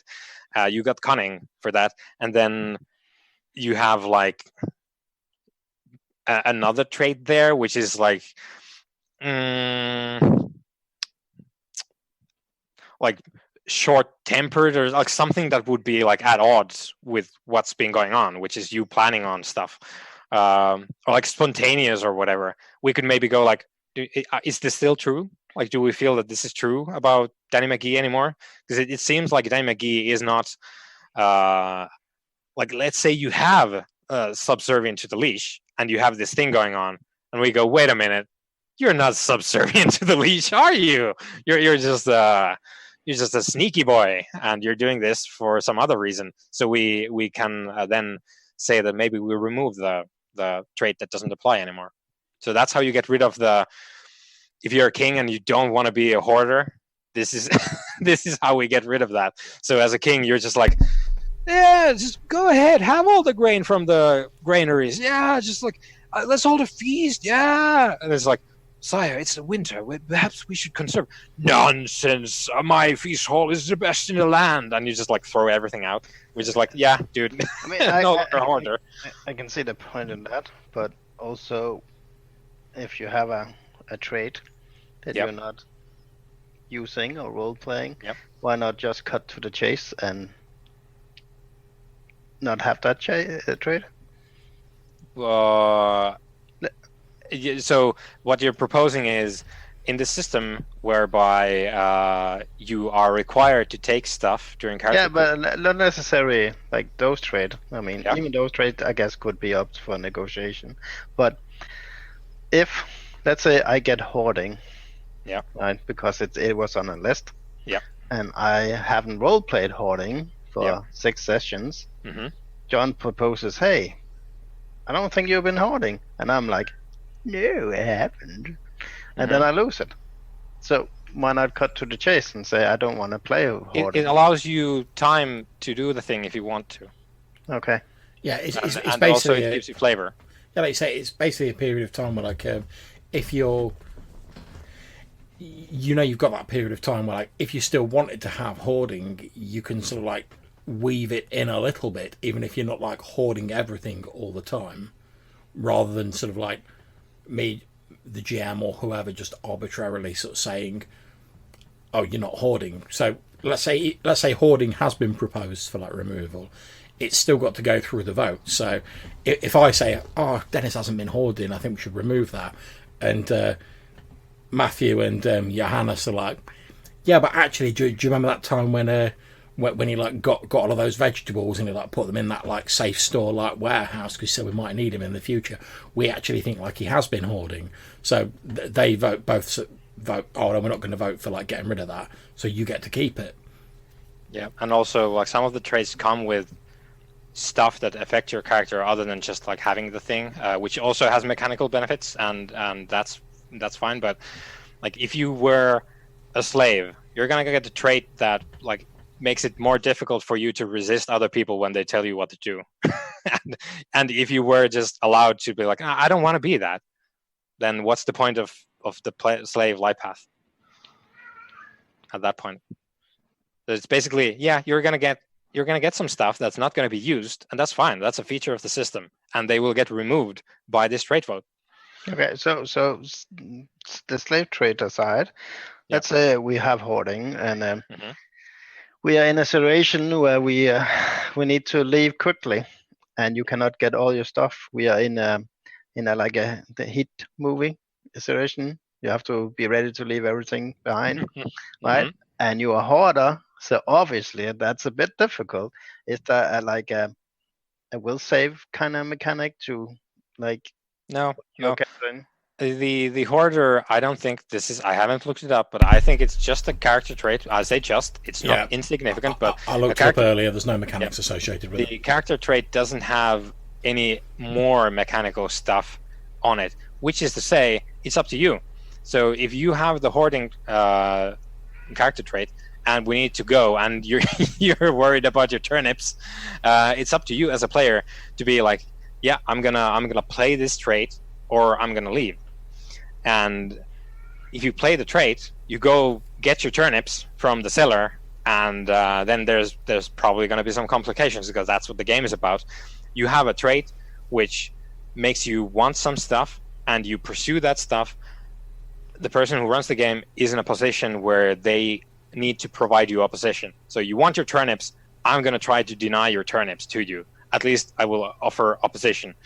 And okay, so it's not you go get that. You go get that, you get the turnips, you come out, you need to duel an orc, or whatever the situation is, and that's fine. At the end of the session, we go, so Dennis, you have, what traits do you have? And you're like, yeah, I have all these. And we're like, didn't you get into a fight with an orc, and you like lost an eye, or like we were delayed, and the coach left, and now we have to like hike through the mountains? Didn't that happen because you have a trait called hoarding, and you did the thing? And you go, yeah, here you go. Here's some points for you, Dennis. Okay. So that's what happens. Yeah. Yeah, it's advancement. So if you Pavlov mechanic. If your character's life is complicated by the stuff on your sheet, chances are there's going to be points for you at the end of it. Okay. So like that's the way you like benefit from these character traits, which don't have any more mechanics. It's just this mechanic that you get, what's basically like an experience point kinda in Burning Wheel if you play them in game, and it complicates your life. Then so flavor that gets you into trouble. Yeah. So if you are a sailor, I think there's like several different sailor life paths, aside from like captains and ship's carpenters or whatever, but like life paths named sailor, I think maybe all of them come with the trait drunk, and not every sailor is going to be drunkard, but if you're a sailor, you have the opportunity, because you get the trait, to be a drunkard, and every time there's alcohol, you can be like, well, here we go, boys. I'm going in, and cause trouble. So what we're basically saying is, I'm going to be playing an elf who makes like a load of wine, and Dennis is going to be playing a sailor who drinks all the wine. Yeah. Also, one of the things that like differentiates humans from the rest, the other stocks don't get as many traits. They have fewer traits, and generally they are just like highlighting the fact that they are awesome. Aside from the orcs, they just get the stick. But for elves, like all your traits are like, oh, like I am the goodest, and I am the bestest, and know it allest. And with the humans, you're like drunkard, dumb, problems, idiot. And it's like, well, nice. And you also get like more like useful stuff, like cold-hearted and penny-wise. Okay, now you're mentioning all about the sort of like having like knowledge. Now we should probably start sort of like wrapping up, so we're not getting into like a deep dive into the system.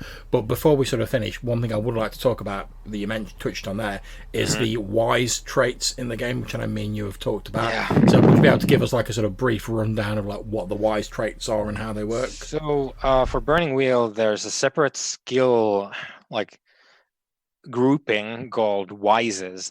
So these are things like forest wise, soldier wise, porridge wise, dwarf wise, anything wise.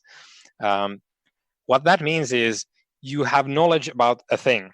You might have a skill called dwarf wise. You are not a dwarf, but you know about dwarves, and it's a special class of skills in that it allows you to do two things aside from like using it to your advantage. So like one of the like most common uses for wise skills is forking, as John said before, using fields of related knowledge to help your actual thing that you're doing. So if you were to murder a dwarf, if you're rolling to murder a dwarf and you know about dwarves, you get an extra die because you know about dwarves. But the actual uses of the skill itself are twofold. First, you get to ask questions about the thing that you know about from the person running the game. So if you wanted to know, like, where do dragons? This is an actual example from the books. Where do dragons come from? And then there's a thing for, like, if the person running the game has an idea of where that dragons are coming from, you have two options. Maybe you make them roll their dragon wise test, or you just tell them if that's what you want to do. The second use of the wisest skills is you get to establish facts. So instead of asking me where the dragons come from, you could say, I want to establish this fact with my dragon wise skill that the dragons come from mountain. And then I go, cool. So make your roll. Or if there's nothing on the line, I don't have a better idea. Maybe I just go like, yeah, that's exactly where they're from, and that's true. So that is then true of the setting of the world. If you roll for it, maybe you fail, and maybe it's not exactly like you thought it was, but we'll find out, I guess, when we get to mountain. Okay, so if we have a situation like that, and dragons are from this mountain, and you fail the roll, could that be this is the common rumor? It could be like, it's what you've heard, right? Yeah. And you're like, well, yeah, you failed the thing, and maybe the result is like we talk about this beforehand, at least somewhat. Yeah, because you don't know that, right? There's still, okay, it's true or it's not true. Yeah, and if you fail, it's not true in the way that you wanted it to be. Yeah. So you go there. Maybe there's a dragon. Maybe something's different. Maybe it's a dragon graveyard. Like, who knows? But if you like in everything else in Burning Wheel, if you succeeded, what you stated is true. So if you say, I'm going to use my sword to kill the king, you succeed. The king is dead. It's dead. And if you want to establish where the dragons are from, if you succeed, that's where they're from, because you know that. But if you fail, in either case, probably not going to be good for you. Yeah, so presumably you could say, like, oh, if they failed in that dragon roll, you might say something like, oh, well, there are dragons in that mountain, and like, you've heard rumours that's where they're from, but perhaps that's not actually where all dragons are from, or like you say, it's just maybe dragons were like seen in that mountain in some particularly traumatic event. Yeah. Yep.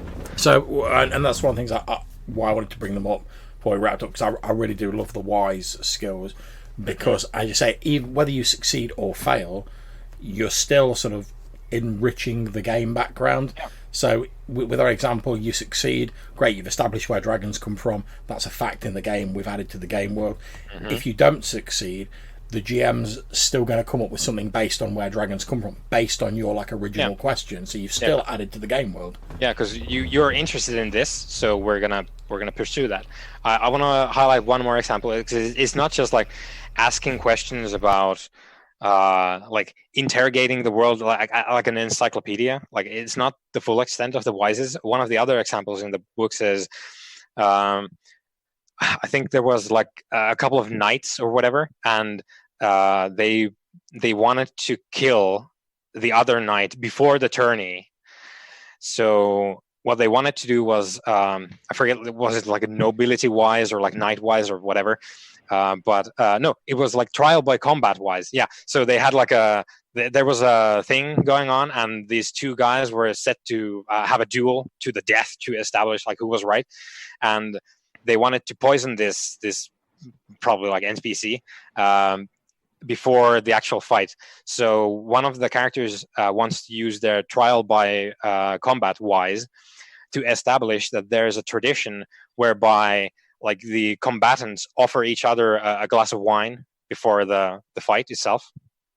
And of course you're going to poison you're going to poison that wine. But in that example, like if you succeed, cool, there is such a tradition, then you make your rolls to poison the wine and whatever, you go do the thing. If you succeed, everything goes well, you poison the guy and you're like, oh, shame. Shame that we didn't have to fight at all. Perhaps we should hang the dude who served the wine so that I don't get caught. But the the failure conditions that they highlight in that is, okay, so you want to establish this tradition. Maybe when you fail, it's still true. Like, this is true about Burning Wheel, by the way. Whenever you fail, it doesn't mean that the thing that you wanted doesn't happen. It might be just like that happens, and also this other thing, and you're like, oh, I didn't want that, but I guess I got what I wanted, but not in the way that I wanted, or something like that. So in this instance, you have the wine sharing ceremony. You've poisoned the wine that you're going to offer to your opponent, and in addition, you fail the roll, and the person running the game goes, cool, so there's this tradition, we go into the ceremony, and the wines that you offer to each other pass by the king, and he takes a sip as well. And you're just like, fuck, shit, we killed the king. Like, what shit is going to spawn off of that? And that's just brilliant shit, in my opinion, because it's basically like just a disaster simulator at that point. Okay, so before we wrap up, does anyone else have any questions or anything else they want to bring up? No, I mean, not other than if Johannes can recommend any cheap wine from Aldi. I forget the name. It was years ago, but now we are almost sponsored. It was like €5, something like that, and it was pretty good. It was a red one. To be fair, man, I've drank a fair bit of wine from Aldi at various LARP events. It's pretty good. Yeah. It was like, I was like, oh, I'm on a budget, and I kind of want something to go with the food. Because I was going to a thing where like we all brought food and whatever. I wanted to bring a bottle of wine. I'm like, I don't have a lot of money, and I kind of want. I'll just take this €5 thing and just apologize after. And it's like, oh, that was pretty good. That purple song that the Germans have, I guess. Yeah. Okay, Mathew, have you got any questions or anything you'd like to ask? Nothing that strikes out immediately. You know, obviously, I don't. I've been listening, trying to learn more. So yeah, there's a lot. I just feel like, I suppose, if I was someone who'd never played the game before, I'd be like, well, how much do I actually need to know to play? That would be the kind of question. Get going. And it's a very good question, and it depends entirely on what kind of character you have. So if you have an elf and you have like 16 different skill and spell songs, oof, maybe don't do that. So if you want to start simply, probably make a character with not a lot of special skills as such, like whole subsystems is what I'm talking about. So if you have a human who's like a knight and a noble, cool. Don't really need to learn a whole lot. Like you have the basic resolution where you form your pool of dice, you roll against a number, and that's it. You'll get by with that character with that mechanic for like 99% of the time. If you're a human sorcerer, you get a whole like different subsystem bolted onto your character, which like you need, I guess, you would want to be familiar with. The casting of spells and the toll that takes on you. If you want to learn new spells, like that's a whole other thing. It depends. So on the character. So like the more like non-magical the character is, the easier it is to deal with it. Also, I'd be remiss to finish off without pointing out that there are additional sort of stock life paths in the codex. There's trolls, there's like giant like talking wolves, and there's like the sort of like rat people, isn't there? Yeah, Rodin, which that's not really talking, but the rat people who are the rat people. they sort of like they have their own culture where they're like peaceful field mice and whatever, and then they also have this like whole other thing going on whereby they've been influenced by human culture because they live like close by humans. So if you wanted to play a race that isn't one of the standardized ones, would that be a lot of work, or would that be down to the GM sort of side of things? Yeah, that would depend on like how different you want it. If there's an example in the books, again, I'm using these because they all apply to your questions, which is brilliant. So in the books, there's an example of like someone wanted to play like a half Yeti, half troll, or whatever that thing was. So you basically you took, like, you built the base of the character with the troll life paths, and then you just like swap some stuff out and in as well. Like that's the easiest way to work if you wanted to have a different thing going on. So if you wanted to play something like as a more like connected to like what's been said before, race. So you play like an Azimar or a Diva or something like that. Would you start with human and then you'd like shift a few things in and out? Yeah, that would be really easy. You don't need to change anything. You would make a human, and provided that you have enough trait points, you would just buy a couple of traits, and you'll be done. Because there's like tainted bloodline stuff in the book. You could also make because in for humans you could get Fey blood or tainted heritage, was it? Legacy, yeah, tainted legacy or Fey blood. With Fey blood, you get to pick one trait from elves, dwarves, or orcs.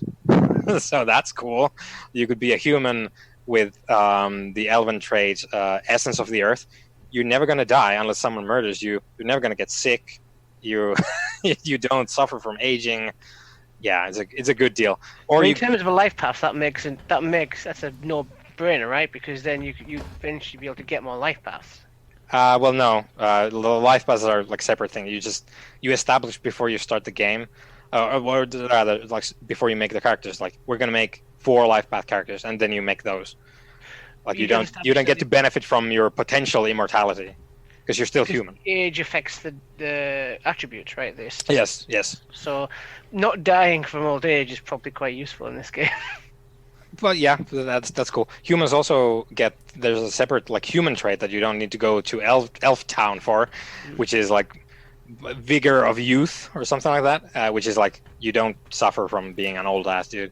Presumably because obviously we're talking about like in game, the effects of aging can only really come in if like we're doing like the 4 life path thing. The effects of aging only come in if like you either ran the game for a ridiculously long amount of time, or you had like sort of like periods of like downtime where you're like, and 50 years has passed.